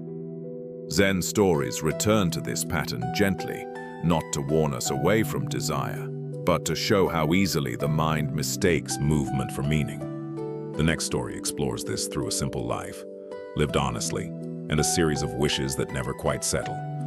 It is a story about wanting to be somewhere else, and slowly discovering that the ground beneath our feet has never been lacking. In a small village at the foot of a mountain, there lived a stonecutter. Each morning, he walked the same narrow path to the quarry. He worked beneath the open sky, shaping stone with steady hands and familiar effort. The work was honest, the rhythm predictable. The days passed without incident, yet as the stonecutter labored, his mind often wandered. He watched merchants pass through the village with their fine clothes and confident voices. And he felt the quiet ache of comparison. They live easily, he thought. They are respected. They are free. One afternoon, as he rested in the shade, a nobleman rode past on horseback, followed by attendants. The villagers bowed. Voices lowered. Space was made. The stonecutter felt something tighten inside him. How powerful he is, he thought, to be obeyed without effort. As the nobleman disappeared down the road, the stonecutter returned to his tools, but the stone felt heavier than before. That evening, as he lay on his mat, the thought returned again and again. If only I were someone else, not out of bitterness, not out of anger, just a simple, persistent longing to be more than he was. He fell asleep, holding that wish quietly, unaware that it would soon be answered. That night, the stonecutter dreamed. In the dream, his wish did not echo or repeat. It simply settled. When he opened his eyes the next morning, the world had changed. He was no longer lying on a simple mat in a modest home. He rested instead on soft cushions beneath a high ceiling. Servants moved quietly nearby. Rich fabrics draped the walls. Light entered through wide windows. The stonecutter rose slowly, uncertain. At the sound of his movement, others turned toward him at once. They bowed. They waited. Only then did he understand. He had become the nobleman. The weight of authority rested easily on his shoulders. Doors opened before he reached them. Voices softened when he spoke. At first, he felt a calm satisfaction. This was what power felt like. This was what respect looked like. Yet, as the day unfolded, a different discomfort appeared. Petitions arrived without pause. Requests followed one after another. Disputes demanded resolution. The nobleman's presence was required everywhere. There was no moment untouched by expectation. As the sun climbed higher, heat settled heavily over the land. The nobleman stepped outside, seeking air. The sun beat down without mercy. Its brightness ignored status. Its heat did not yield to command. The stonecutter, now nobleman, felt sweat gather beneath his robes. For the first time that day, he felt small. How powerful the sun is, he thought. It rules over all, even those like me. And as the thought completed itself, a new desire quietly formed. As the thought took shape, the world shifted once more. The stonecutter was no longer standing beneath the burning sky. He was the sky. He became the sun, vast and brilliant, rising over the land with effortless power. Light spread wherever he looked. Heat followed his gaze. Fields responded to his presence. Crops grew or withered beneath his influence. Rivers shimmered as he passed overhead. Nothing resisted him. At first, this felt like true mastery. He shone without obstruction. He ruled without command. Yet as the hours passed, something unexpected appeared. Clouds gathered slowly at the edges of the sky. Soft at first, then thicker. They drifted across his path, dulling his brightness, blocking his warmth from the earth below. No matter how fiercely he burned, the clouds did not move aside. They did not obey. They did not acknowledge him at all. The sun felt frustration for the first time. How powerful these clouds are, he thought. They can stand before me without fear. And as that thought settled, another wish arose, quietly and inevitably. As the wish formed, the sun faded. The stonecutter became the cloud. He drifted high above the land, wide and uncontained. He moved where he pleased, gathering and spreading at will. Below him, the earth waited. When he grew heavy, rain fell. Fields darkened, rivers swelled. The land responded immediately to his presence. This felt like a deeper power. Not brightness, but influence. Not command, but consequence. He covered the sun without effort. He cooled the air. He decided when the ground would drink and when it would dry. For a time, this was enough. Then the wind arrived. It did not announce itself. It did not ask. It pushed gently at first, then steadily, carrying the cloud across the sky. No matter how large or dense he became, he could not remain where he was. He was moved without consent. How powerful the wind is, he thought. It carries me as if I weigh nothing. And as before, the thought did not linger. It turned quietly into another wish. As the wish arose, the cloud thinned and dispersed. The stonecutter became the wind. He moved freely across the land, unseen yet unmistakable. He swept through valleys, climbed mountains, and crossed oceans without obstruction. Nothing could contain him. Trees bent in his presence. Waves answered his passage. Clouds scattered when he passed through them. This felt like true freedom. No form to confine him, no boundary to resist him. He rushed wherever he pleased, changing the shape of things without ever being seen. For a while, this seemed final. Nothing stood above him. Then, as he swept along the mountainside, he met something unmoving. A massive stone cliff rose before him, ancient and silent. He pushed against it with all his force. The wind roared. Dust lifted, but the stone did not yield. Again and again he pressed forward, and again the cliff remained unchanged. The wind could touch everything, but it could not move this. How powerful this stone is, he thought. It stands where it stands, and I must pass around it. And as the thought completed itself, the familiar wish appeared once more. As the wish formed, the wind fell silent.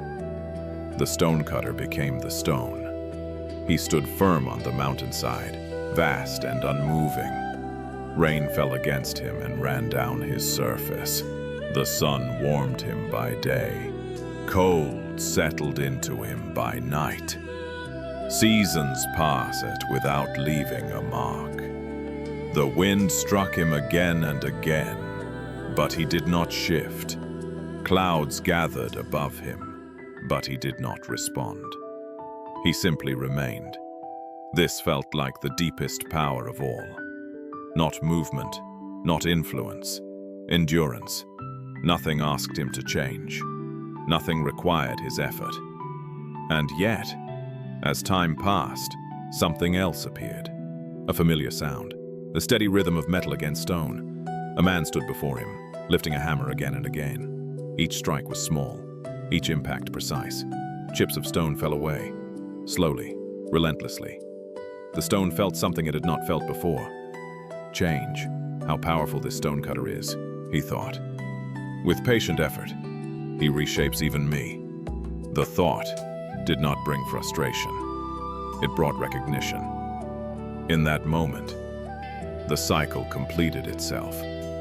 With that recognition, the stone did not resist. The form dissolved quietly, without effort, without transition. The stonecutter found himself once again in the quarry, standing beneath the open sky, hammer in hand. The mountain was unchanged.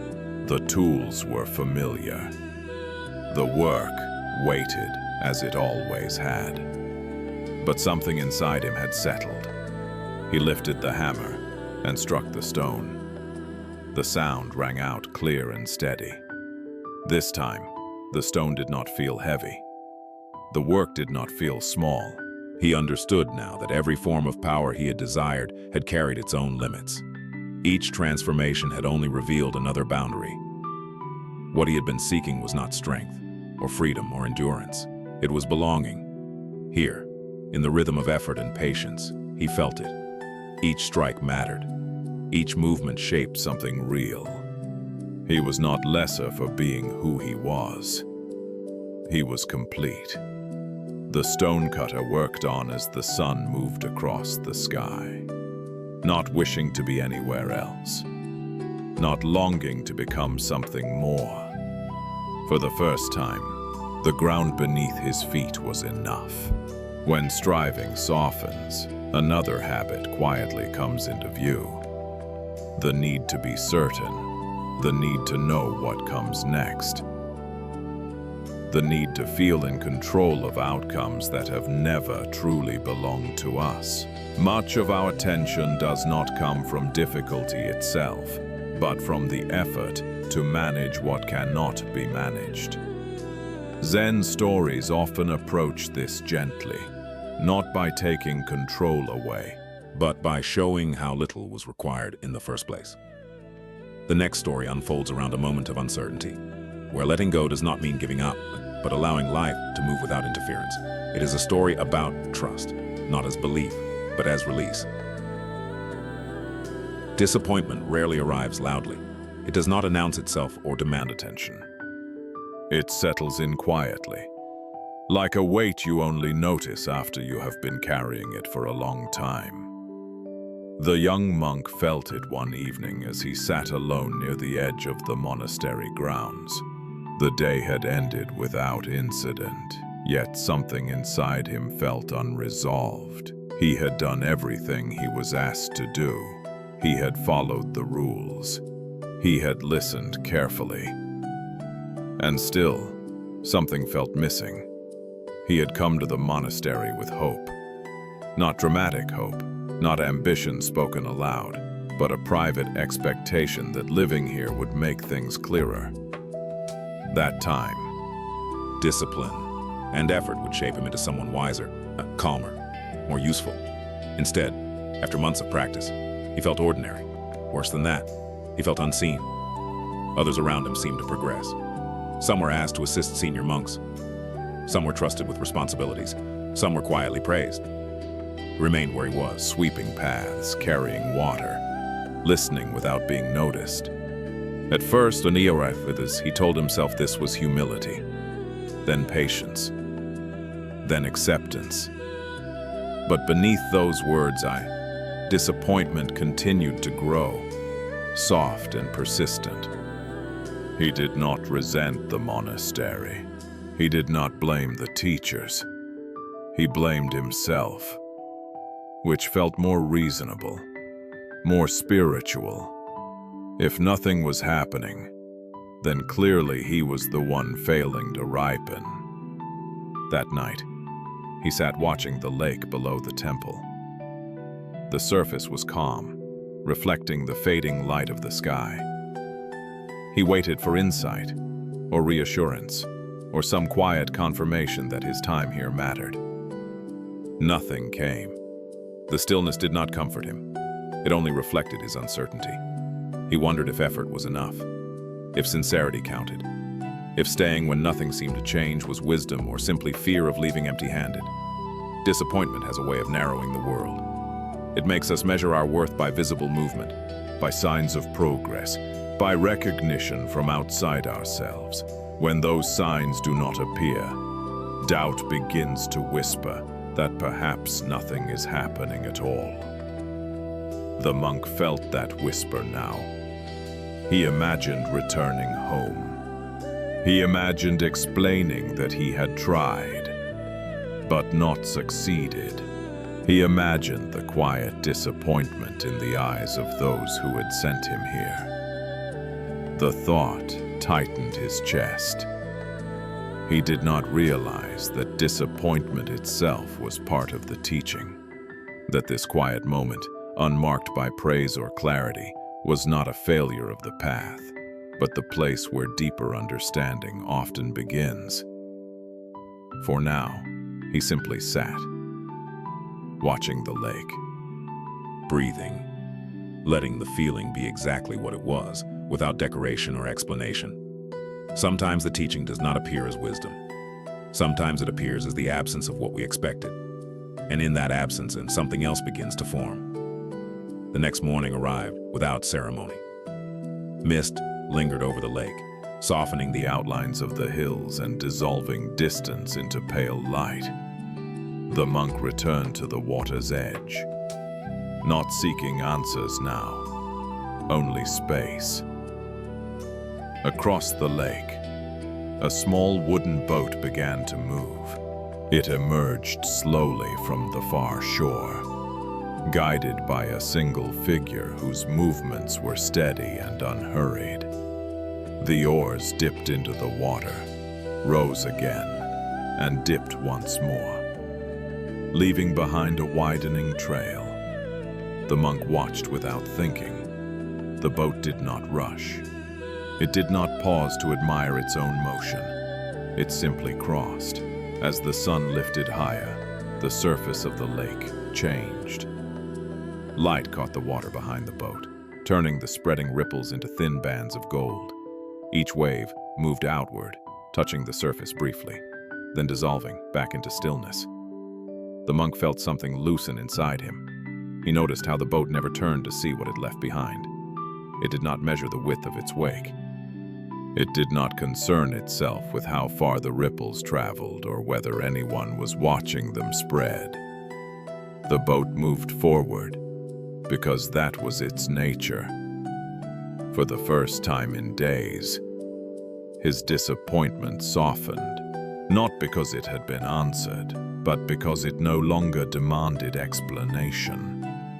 He realized how often he had been watching himself, measuring, evaluating, wondering whether his presence here mattered, whether his effort produced visible results, whether his time would leave a mark.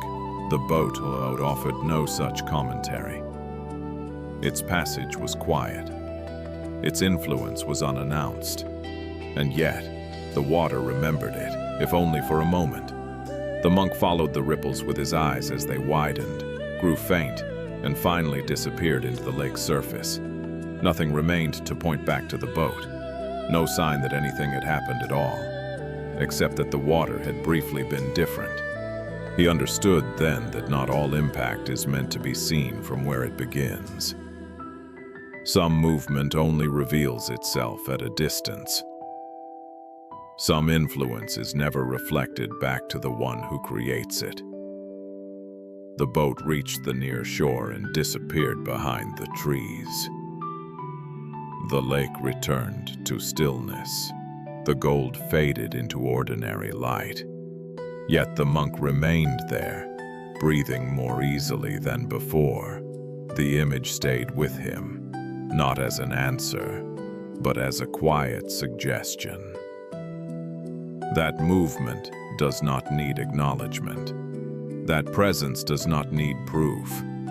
That something may be happening, even when it cannot be traced back to its source.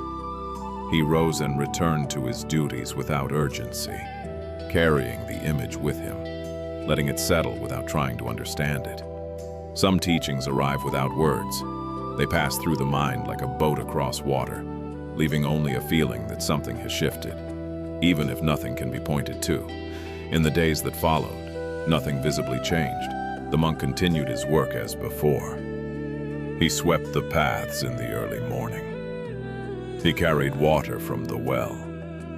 He sat in the hall during meditation, breathing quietly among the others. No one called attention to him. No one offered praise. No one corrected him either. And yet, something had shifted.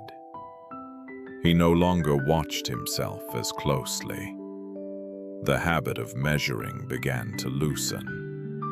He noticed that when his attention rested fully on what he was doing, the quiet dissatisfaction that once accompanied his tasks no longer appeared. When he swept, he swept. When he listened, he listened. When he walked, his feet met the ground without hurry. He remembered the boat, not as an image to interpret, but as a way of moving, forward, without turning back. Occasionally, he sensed small changes around him. A novice monk worked more calmly nearby. A shared silence in the hall felt steadier. A task completed together required fewer words. None of this pointed back to him, and for the first time that did not trouble him. He began to understand that teaching does not always speak. Often, it settles into the atmosphere of a place.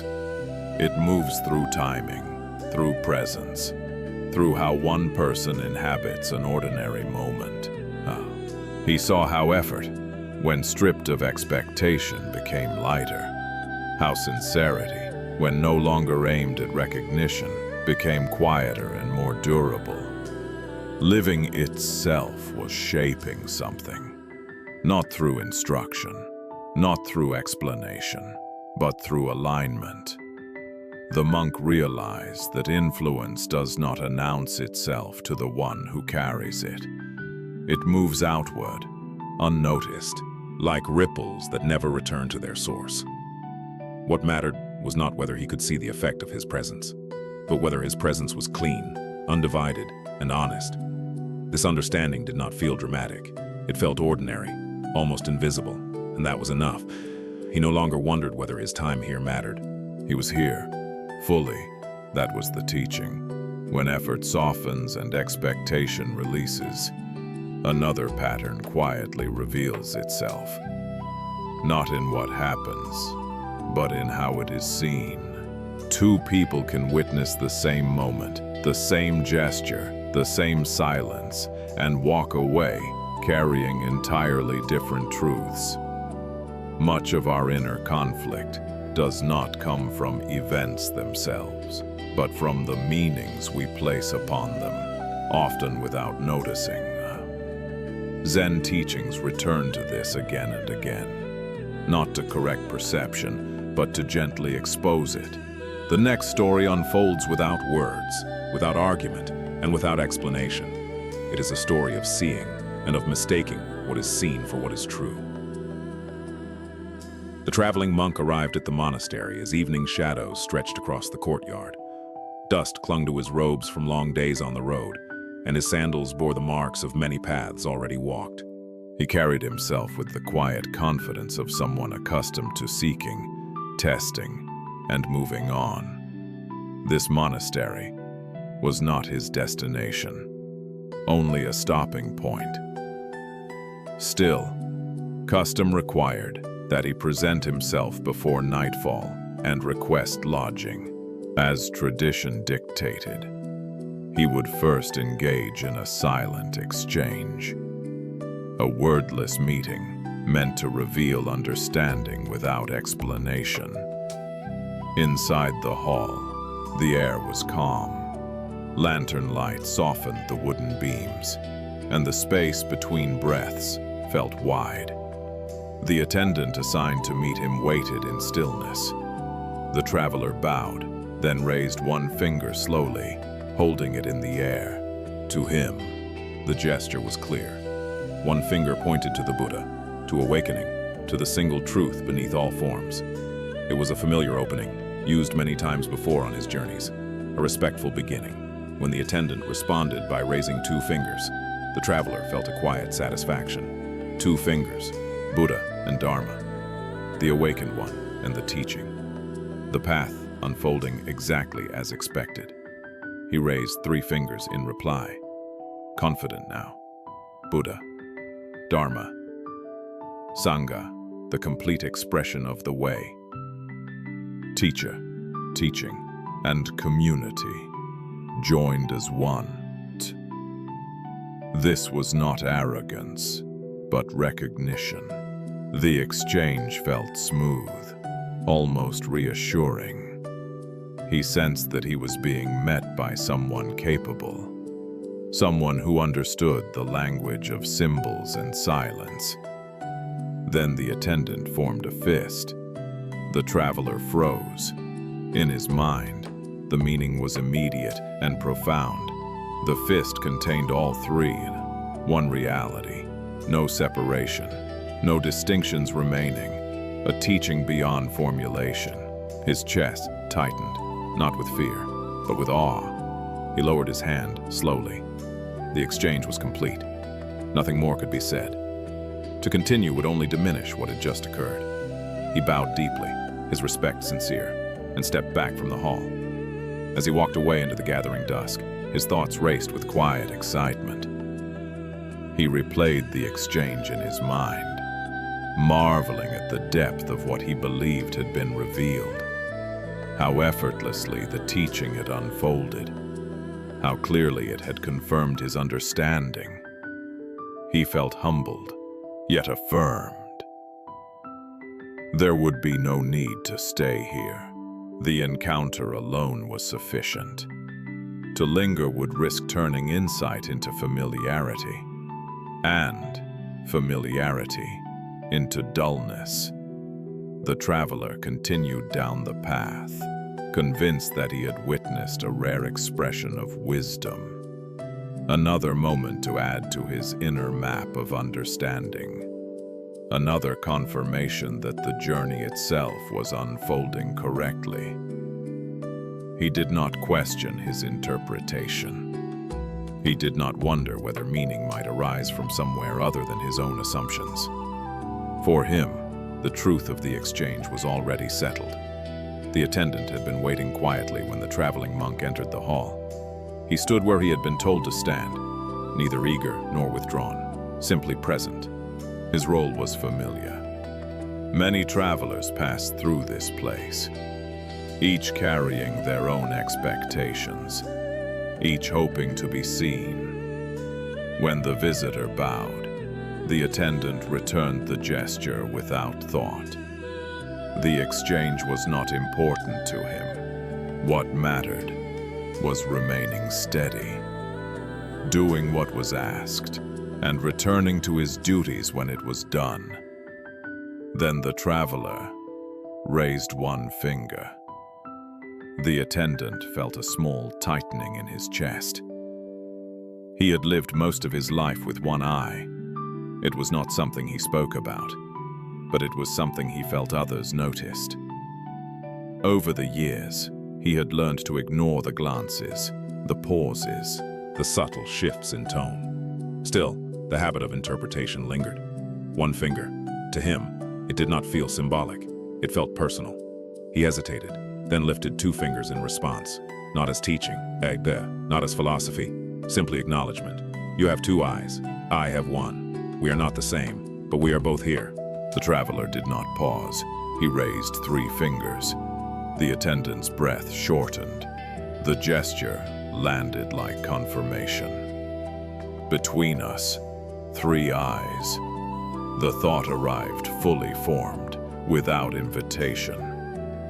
Something hardened inside him. He felt heat rise, quick and sharp. He had not come here to be measured. He had not come here to be reminded. Whatever calm he carried into the hall slipped away. Without thinking, his hand closed into a fist. It was not a teaching. It was not meant to signify anything at all.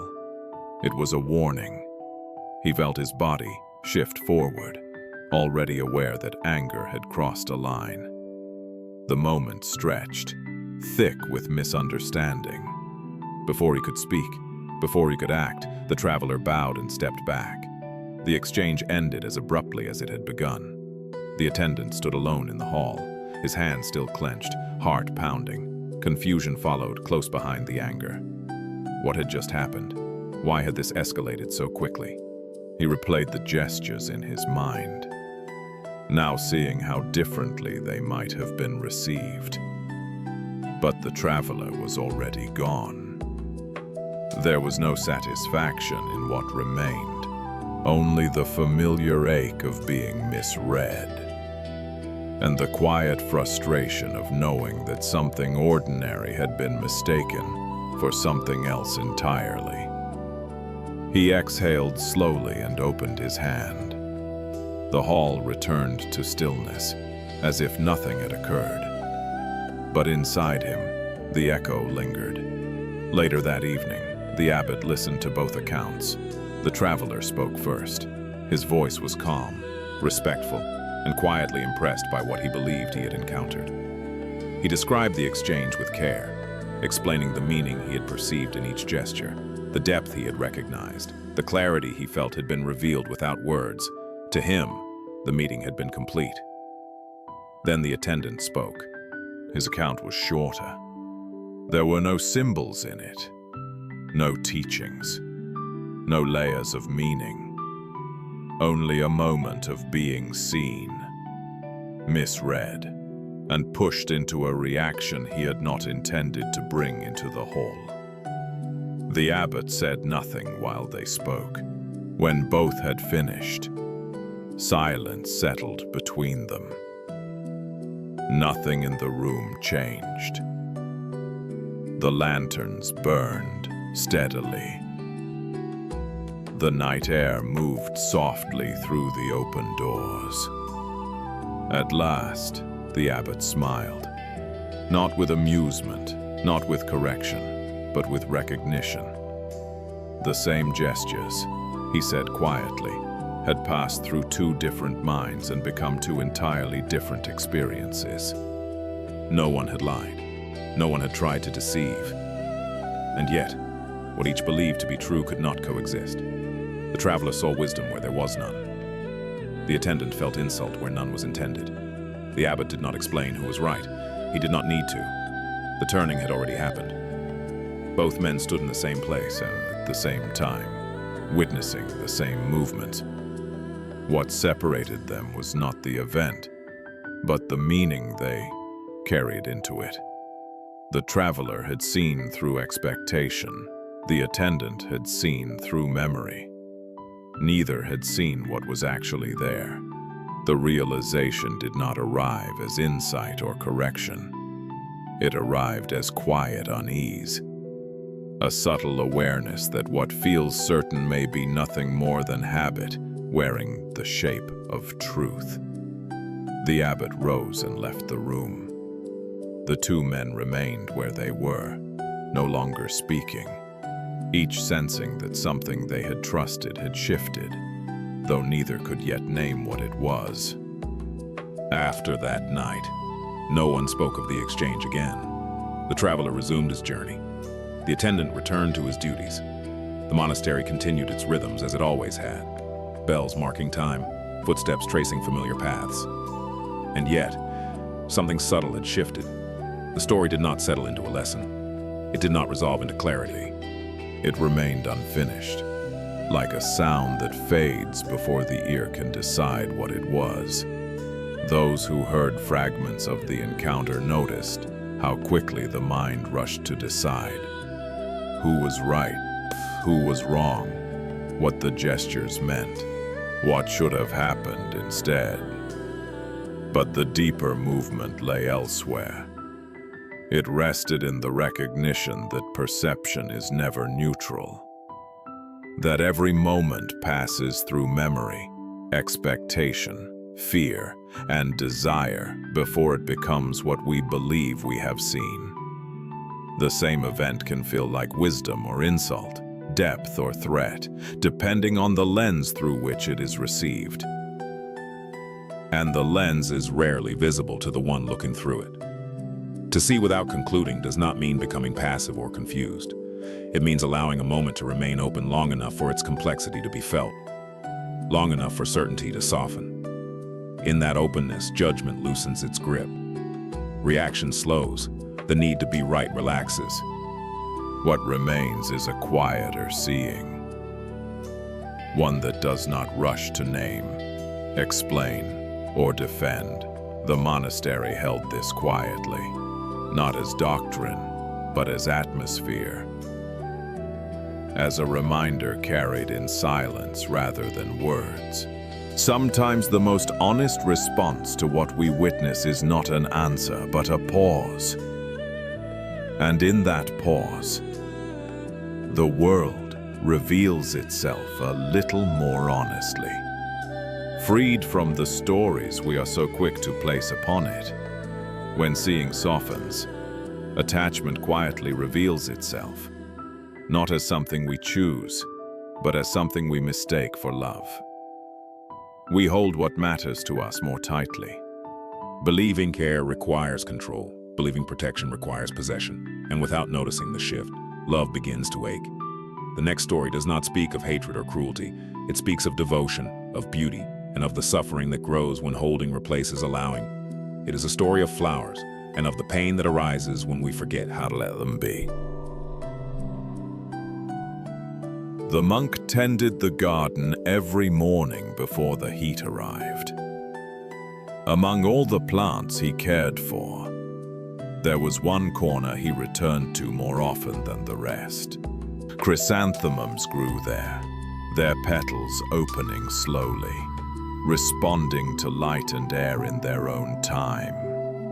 He had planted them himself, watered them carefully, watched for insects, adjusted the soil when it seemed too dry or too dense. Their steady growth brought him quiet satisfaction, a sense that something living was responding to his attention.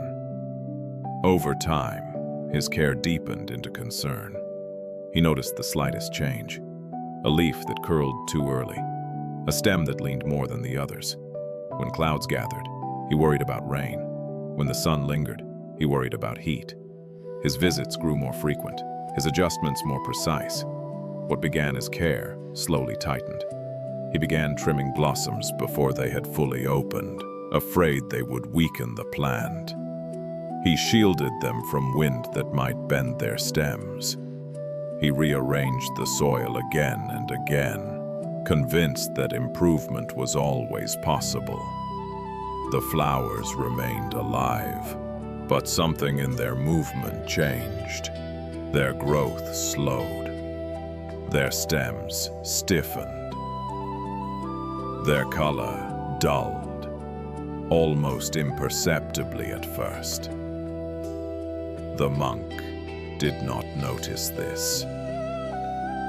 He only felt the pressure of responsibility. If anything went wrong, it would be his fault. If a flower wilted, it would mean he had not done enough, or had done something wrong. Love, when mixed with fear, begins to demand guarantees. He told himself he was protecting the flowers, that his vigilance was proof of devotion, that letting go would be careless. Each morning, he returned earlier. Each evening, he lingered longer. The garden no longer rested outside his mind. It followed him into meditation, into sleep. He could not see that the garden had begun to carry his anxiety. What he called love had quietly become control, not out of cruelty, but out of attachment, out of the fear that allowing things to live freely also meant allowing them to change, to suffer, or to end. The chrysanthemum stood silently, receiving all of it, the care, the concern, the pressure. And slowly, without resistance, they began to fade. One morning, the monk stopped before entering the garden. He stood still longer than usual, listening to the quiet sounds around him. The air was cool. The soil still held moisture from the night. Everything appeared as it always had. Yet he felt a weight in his chest he could no longer ignore. He stepped toward the chrysanthemums and saw what he had not allowed himself to see before. The blossoms were smaller now. Their stems, once flexible, had hardened. The life in them had not disappeared, but it had withdrawn. His hands trembled slightly. For the first time, he did not reach to adjust or protect. He reached to act. He took the shears and cut the flowers down to their base. There was no anger in the movement, no frustration, no attempt to punish himself or the plants. The action was clean, deliberate, and final. Petals fell onto the soil. Color disappeared from the garden in a single moment. The monk remained standing, breathing steadily, feeling the shock of what could not be undone. The flowers would not return as they were. Whatever he had loved in that form was gone. He felt grief rise quickly, sharp and immediate, not only for the blossoms, but for the realization that his care had been tangled with fear, that what he had tried so hard to preserve had been slowly suffocated by his holding. He did not look away. He allowed the emptiness to be present. The space where beauty had been was now bare earth. Nothing rushed in to fill it. The act did not bring relief. It did not bring insight. It simply ended something. And in that ending, the monk felt the first loosening of his grip.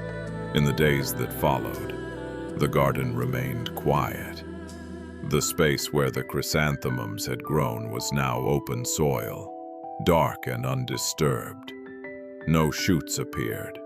No color returned. The absence stayed exactly as it was. The monk did not rush to replant. He passed the garden each morning and evening, noticing the emptiness without trying to correct it. At first, the sight tightened his chest. Then, slowly, the feeling softened. Grief was still present, but it no longer demanded action. He understood that letting go was not a moment, but a posture, a way of standing in front of what had been lost without reaching to replace it, without insisting that something new appear to justify the ending. The urge to fix rose occasionally, familiar and persuasive.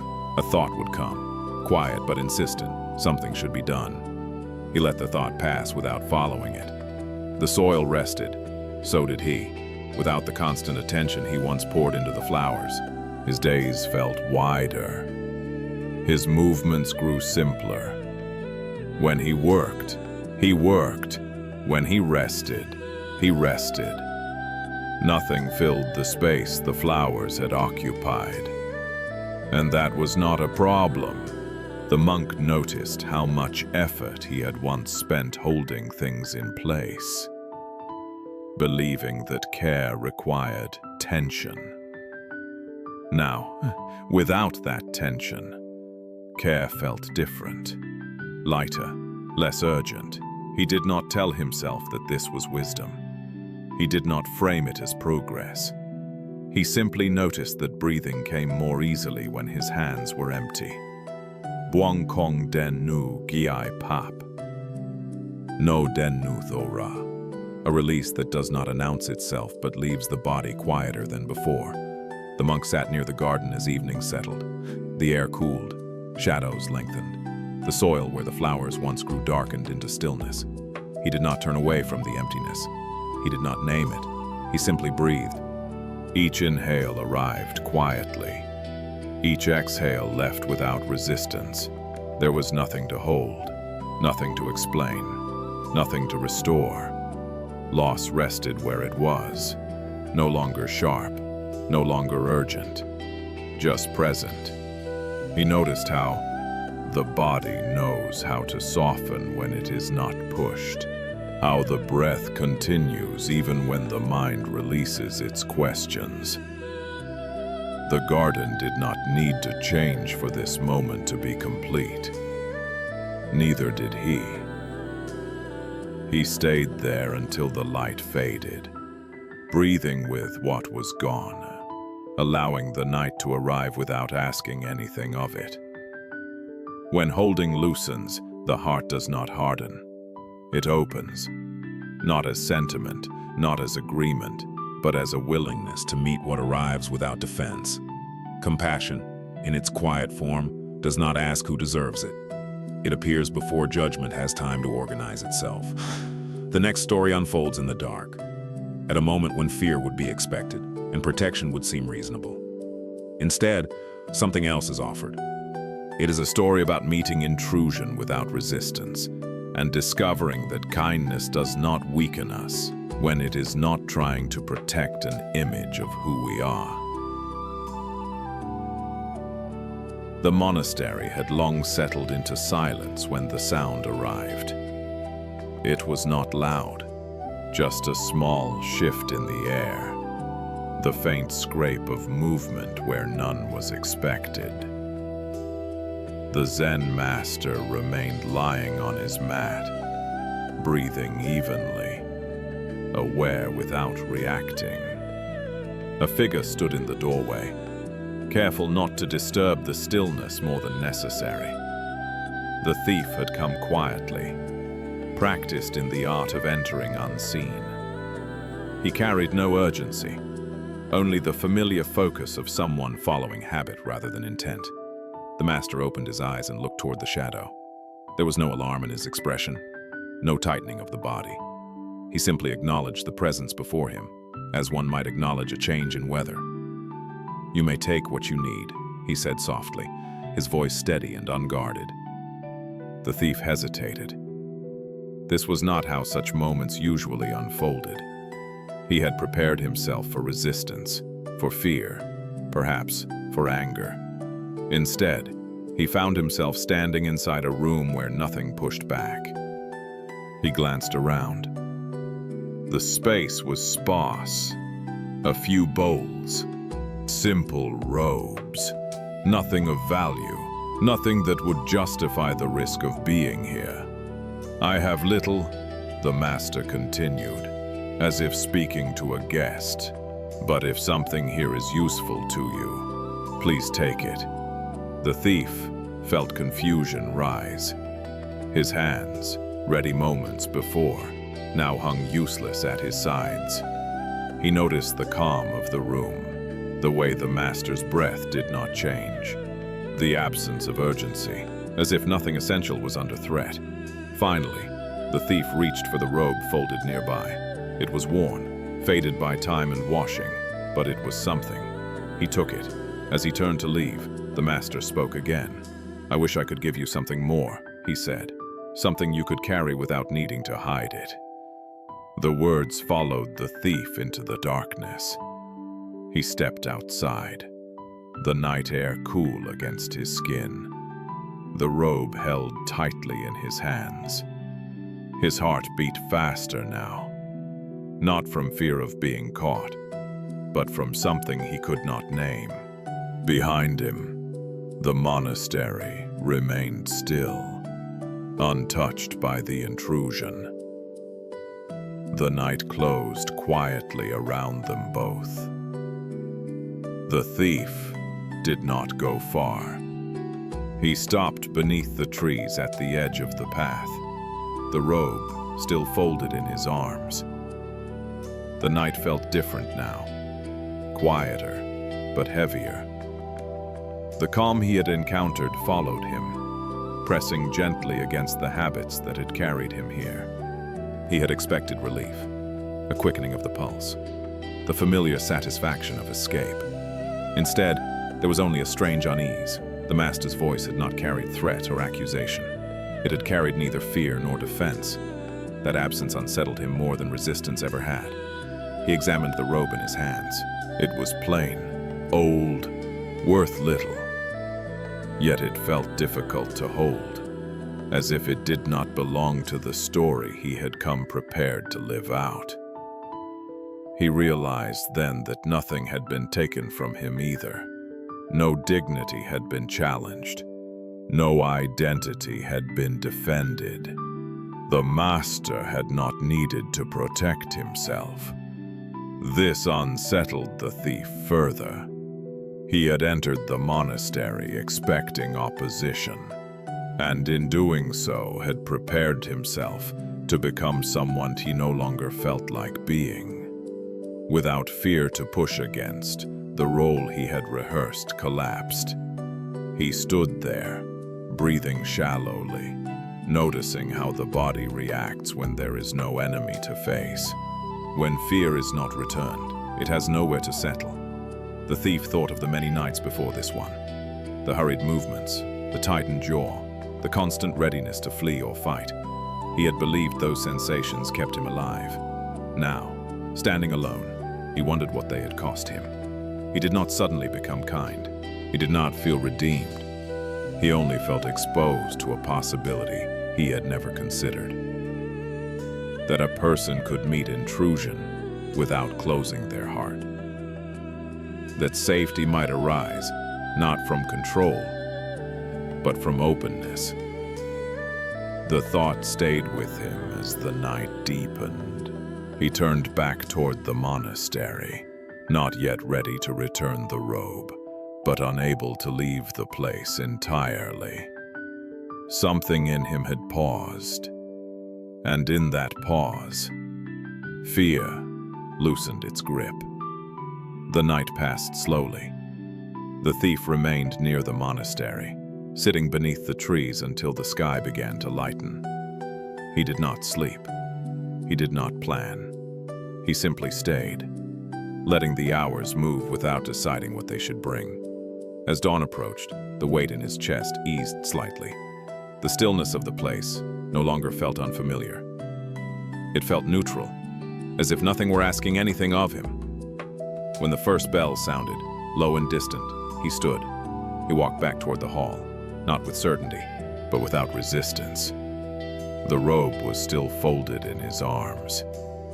Its worn fabric felt heavier now, not because of its weight, but because of what it carried. The master was seated where he had been before, posture unchanged, as though the night had passed without interruption. The thief placed the robe on the floor between them. No words were spoken. He waited, expecting something to follow. An acknowledgement. A response. Perhaps judgment. None came. The master looked at the robe, then at the man before him, and bowed. It was a small gesture, ordinary, unremarkable. And yet, something inside the thief loosened, for the first time in a long while. He felt no need to explain himself, no urge to justify what he had taken or returned. The moment did not demand a story. He bowed in return, awkwardly, unfamiliar with the movement. The master picked up the robe and folded it again, carefully, as if nothing unusual had occurred. Then he rose and left the room. The thief remained standing. Nothing had been resolved. Nothing had been promised. And yet, the familiar tension that had once shaped his nights no longer felt necessary. He stepped outside into the morning air, lighter than before. Not because his life had changed, but because something inside him had shifted just enough to allow a different way of moving forward. The morning unfolded as it always had. The monastery stirred gently. Footsteps crossed the courtyard. Water was drawn from the well. The bell marked the passing of another hour. Nothing carried the trace of the night before. The master moved through his tasks without hesitation or reflection. There was no sense of having given something up, and no sense of having gained anything in return. What had happened did not require memory. Compassion, when it is not defended, does not linger on its own expression. It does not replay itself. It does not wait to be confirmed. It does not ask whether it was deserved. The encounter had passed through the night and dissolved into the day, leaving no residue. No boundary had been crossed. No story needed to be protected. The master did not wonder whether the thief would change. He did not hold an image of who the man might become. To do so would have been another form of grasping. Care offered without defense releases both the one who gives and the one who receives. The path was open again, not because something had been resolved, but because nothing had been held. The day continued, simple and unremarkable, as love returned to its quiet, ordinary form. When nothing is being defended, wanting begins to soften. Not because desire is wrong, but because it no longer needs to promise completion. Much of our restlessness comes from believing that fulfillment waits somewhere else, in another role, another condition, another version of ourselves. The next story follows a simple life shaped by honest work and a series of wishes that keep reaching outward until the reaching itself grows tired. It is a story about enough, not as resignation, but as relief. The stonecutter lived at the edge of the village, close enough to hear its sounds, far enough to be alone with his work. Each morning, he rose before the sun, walked the narrow path to the quarry, and began shaping stone with steady hands. The work was demanding, but familiar. His body knew the rhythm. His breath followed the rise and fall of the hammer. For a long time, this had been enough. Then, slowly, comparison crept in. He watched merchants pass through the village, their clothes clean, their voices confident. He noticed how others stepped aside for them, how doors opened easily in their presence. The stonecutter felt a quiet tightening in his chest. If only life were easier, he thought. If only effort brought more comfort. The thought did not disturb him at first. It simply stayed. One afternoon, a nobleman rode past on horseback. Servants followed close behind, clearing the way. The stonecutter paused, leaning on his tool, watching the procession disappear down the road. To command without lifting a hand, to be obeyed without explanation. The image settled deeply. That night, he wished to be a nobleman. The wish did not arrive as longing or despair. It felt practical, reasonable. Surely life would be better with fewer burdens and more control. And so the chain began. As a nobleman, he discovered that authority carried weight. Requests never ended. Decisions followed him everywhere. Rest came rarely, and peace never stayed long. Power did not free him. It only changed the shape of his concerns, watching the sun blaze overhead, untouched by command or complaint. A new wish formed, to be beyond such troubles, to be powerful enough that nothing pressed back. He became the sun from the sky. He ruled without effort. Light and heat shaped the land below. Fields responded. Rivers shimmered. For a time, it felt complete. Then clouds gathered, blocked, unmoved by brilliance. Standing quietly between him and the earth, he wished to be the clouds. As the clouds, he brought rain and shadow. He cooled the land. He covered the sun itself, but the wind carried him where it pleased, scattering him without asking. He wished to be the wind, unseen, unstoppable, moving freely across mountains and plains, until stone rose before him, ancient and unmoved. The wind could not shift it. He wished to be the stone, solid, enduring, unchanged by season or force, until the sound of hammer against surface returned, patient and precise, reshaping even the hardest form over time. With that sound, the chain tightened fully around him. Each wish had promised relief. Each transformation had delivered another limit. And for the first time, the stonecutter felt the weight, not of work, but of wanting. When the sound of hammer against stone reached him again, it was familiar, not symbolic, not instructive, just a sound he had known for most of his life. The stonecutter found himself back in the quarry, standing where he had always stood. The mountain rose the same way it had before. The path behind him curved as it always had. Nothing in the world appeared altered. He lifted the hammer. The weight was unchanged. The grip fit his hand without adjustment. His body remembered the motion before his mind had time to comment on it. He struck the stone. The sound rang out clear and steady, not louder than before, not softer, just precise. There was no disappointment in being here again. No sense of failure. The long chain of wishes no longer pressed forward, asking to be continued. He noticed something quiet instead. The work did not resist him. And he did not resist the work. Each movement had its place.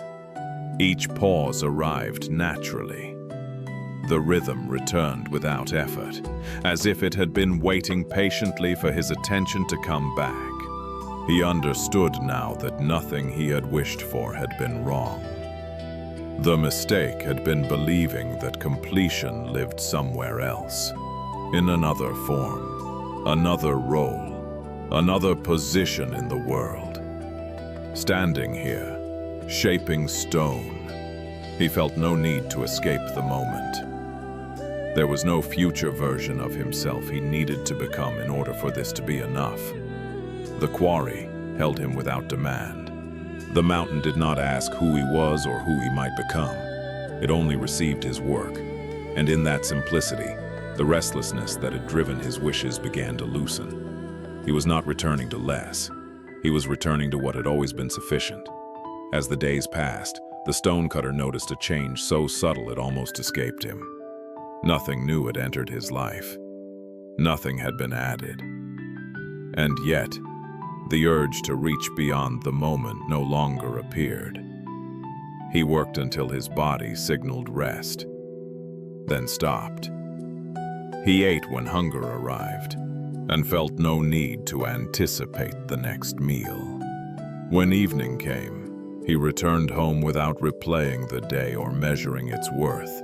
There was no thought of improvement, no calculation of progress. The mind, once busy arranging futures, rested more often in what was already present. The stone beneath his hands felt solid. The air moved as it always had. The rhythm of his days required no explanation. He understood that enough was not a conclusion reached through effort. It was not something earned after desire had exhausted itself. It was simply noticed. Enough appeared when wanting loosened its grip, when comparison fell silent, when the moment was no longer treated as a step towards somewhere else. There was no pride in this understanding, no satisfaction to display. It did not make him special or separate. It made him available to the weight of the hammer, to the sound it made against stone, to the quiet completion of an ordinary day. Enough was not an idea he carried with him. It was the absence of needing anything more. The stonecutter did not make a decision to let go. There was no moment of resolve. No statement formed in his mind. Expectation simply loosened, the way a hand relaxes when it realizes it has been gripping nothing. He worked without waiting for the work to give him something back. He rested without planning what rest should lead to. The future no longer leaned forward, asking to be reached. There was no promise to fulfill, no version of life to arrive at. Only this moment, complete enough to hold itself. As night came, he lay down without carrying the day with him. The weight of wanting had already fallen away. Sleep arrived easily, not because anything had been achieved, but because nothing remained unfinished. When wanting rests, the mind often reaches for one last thing. A question. Not to challenge, but to reassure. Not to argue, but to be held. We believe that if the right question is answered, something inside us will finally settle. Zen stories sometimes move in the opposite direction. They do not rush to answer. They stay with the question long enough for it to soften, until the need behind it grows quiet. The next story unfolds around a search for help, and the unexpected moment when the question itself no longer needs to be carried.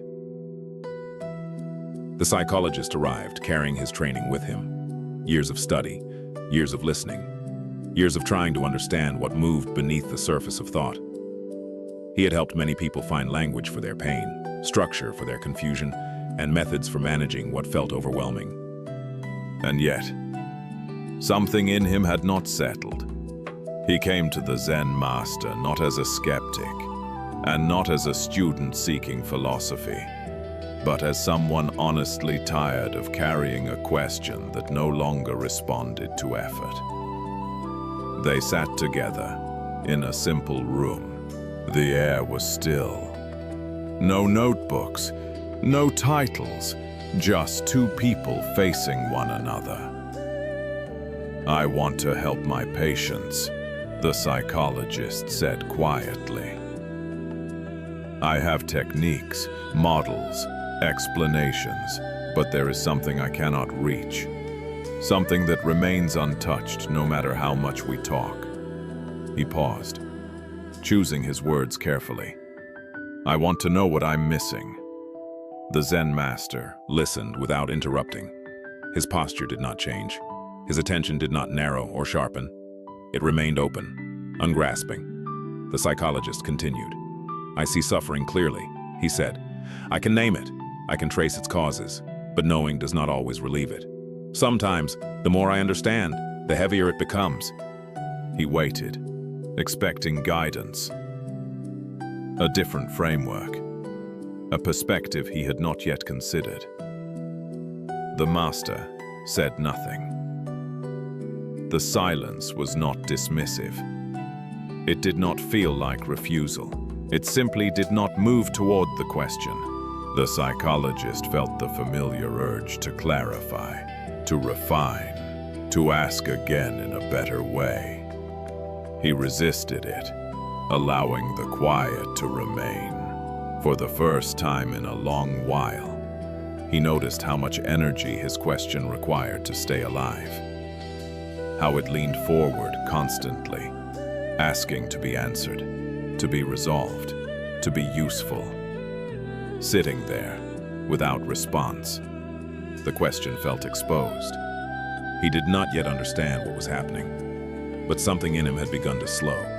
The psychologist remained seated in the same quiet room. Nothing had changed, and yet something subtle had shifted. The Zen master still had not spoken. There was no answer arriving from the outside, no insight offered, no reframing. And slowly, the urgency to be answered began to weaken. At first, the psychologist noticed discomfort without a response. His question felt strangely unsupported, as if it had lost the ground beneath it. He became aware of how much his identity had been tied to asking, analyzing, improving, refining. The question had been a companion for years, giving direction and purpose. Without it, there was a faint sense of disorientation. He watched his own mind reach forward again, attempting to revive the inquiry, to sharpen it into something more precise, more deserving of attention. But each attempt felt unnecessary, even tiring. The effort itself was becoming visible. In that visibility, something softened. The Zen master finally spoke, not to answer, but to point. "Notice what remains," he said gently. The words did not land as instruction. They landed as permission. The psychologist turned inward. Not searching then, not solving, but simply observing. There was breathing. There was warmth in the body. There was awareness of sitting, of hearing distant sounds, and of being present without needing to name what was happening. And there, unexpectedly, the question loosened its grip. It did not disappear dramatically. It did not resolve itself with clarity or certainty. It simply became irrelevant. Like a tool set down when the work is finished, though no clear task had ever been completed. For the first time, the psychologist saw that the question itself had been the activity. The asking had been the movement that kept him from resting in what was already here. He felt no breakthrough, no revelation, only a quiet settling, like dust falling after motion ends. The Zen master watched him carefully, not as a teacher watching a student, but as one awareness recognizing another. Nothing more was needed. In that moment, the psychologist understood something without understanding it. That help does not always arrive as an answer. Sometimes help arrives as the end of the need to ask. The psychologist did not try to hold on to what had just happened. There was no impulse to explain it, no urge to store it as insight, no desire to turn it into something useful. The stillness did not invite effort. It invited rest. He noticed how unfamiliar that felt. For most of his life, awareness had been something he used, something directed toward problems, symptoms, histories, patterns. Even calm had often been a means to an end. But now, awareness remained without direction. It was not doing anything. It was simply present. The Zen master did not guide him further. There was nothing to deepen, nothing to complete. Sitting there, the psychologist felt a quiet sufficiency. Not satisfaction, not achievement, just enough. Enough breath, enough space, enough being. Thoughts still arose, but they no longer carried weight. They passed like faint ripples across a wide surface, leaving no mark behind them. The body softened on its own. The shoulders dropped. The jaw released. Breathing found its own rhythm, unhurried and natural. For the first time, helping no longer felt like an obligation or a responsibility resting on his shoulders. It felt like something that could happen by itself, when needed, without force, or not happen at all. He saw clearly now that Many questions arise from the belief that something is missing. And when that belief loosens, questions lose their fuel. Not because they are answered, but because they are no longer necessary. The Zen master finally spoke again, quietly. "This is enough." The words did not define the moment. They simply named what was already true. The psychologist did not nod. He did not respond. There was nothing to agree with, nothing to remember. The moment did not ask to be carried forward. It rested where it was. And in that resting, there was a completeness that required no attention, no practice, no effort at all. There is nothing you need to remember from tonight. No lesson to carry forward. No insight to hold on to. No meaning that must be preserved. Whatever was heard has already done what it needed to do. Whatever was understood does not need to be kept. Whatever was missed does not matter. The mind can rest now. You do not need to replay any story. You do not need to connect ideas or trace themes. There is no benefit in holding onto words once they have passed. Like a sound fading into the distance, each sentence has already completed its purpose. You may notice thoughts still arising, quietly checking, lightly reviewing, wondering if something important should be remembered. That is only habit. There is nothing required of you. You are allowed to forget everything. Even the act of listening can soften. You do not need to stay attentive. You do not need to follow along. The voice can become part of the background, like wind moving through trees or rain touching the ground. If awareness drifts, let it drift. If attention loosens, let it loosen. If sleep begins to arrive, there is no need to resist it. Nothing will be lost. The body already knows how to rest. The breath already knows how to slow.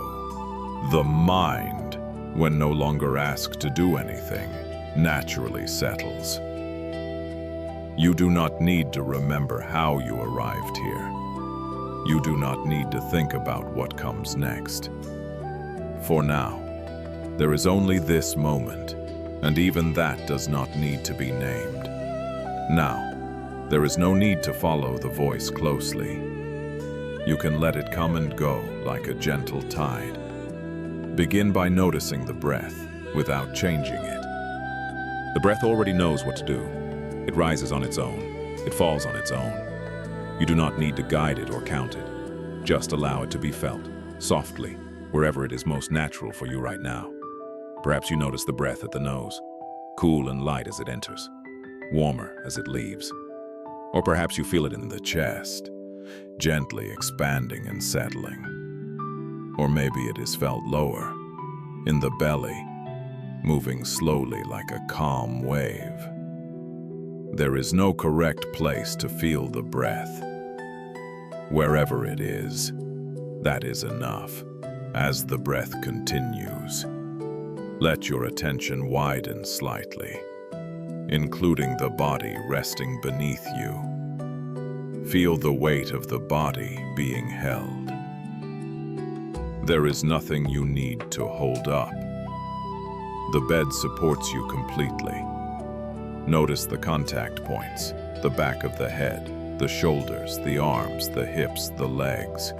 Each place where the body meets the surface beneath it can soften a little more, as if gravity is gently invited to do its work. The muscles do not need instructions. They already know how to release when they are no longer needed. If some areas remain tense, there is no problem. You do not need to fix or relax them. Simply noticing is enough. With each natural exhale, the body may sink a little deeper, settling into the shape of the bed. The breath becomes slower, quieter, less noticeable. Not because you are making it so, but because there is nothing left to do. The room does not require your attention. Sounds can come and go without meaning. The edges of awareness can blur. You do not need to stay awake for any of this. If thoughts appear, let them pass without following them. They do not need answers. They do not need completion.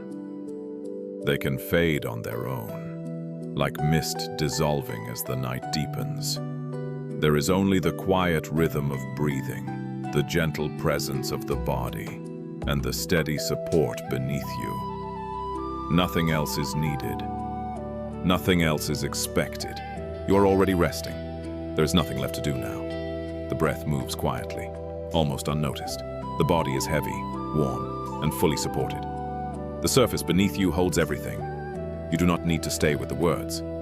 You do not need to listen carefully. You do not need to remain awake. If the voice fades, let it fade. If awareness drifts, let it drift. Thoughts may appear, soft and distant, but they no longer ask for attention. They can pass without shape, without meaning, without direction. There is no need to follow them anywhere. The night does the work for you. With each slow exhale, the body settles deeper. Muscles release without effort. The face softens. The space behind the eyes grows dark and quiet. Nothing is missing. Nothing is required. You are safe to sleep. If sleep has already begun, there is no need to return. If it arrives slowly, that is fine as well. There is nowhere to go, and no moment you need to reach. The mind can rest. The body can rest. Everything knows how to let go. And as the night holds you, gently and completely, sleep can take over, naturally, quietly, in its own time.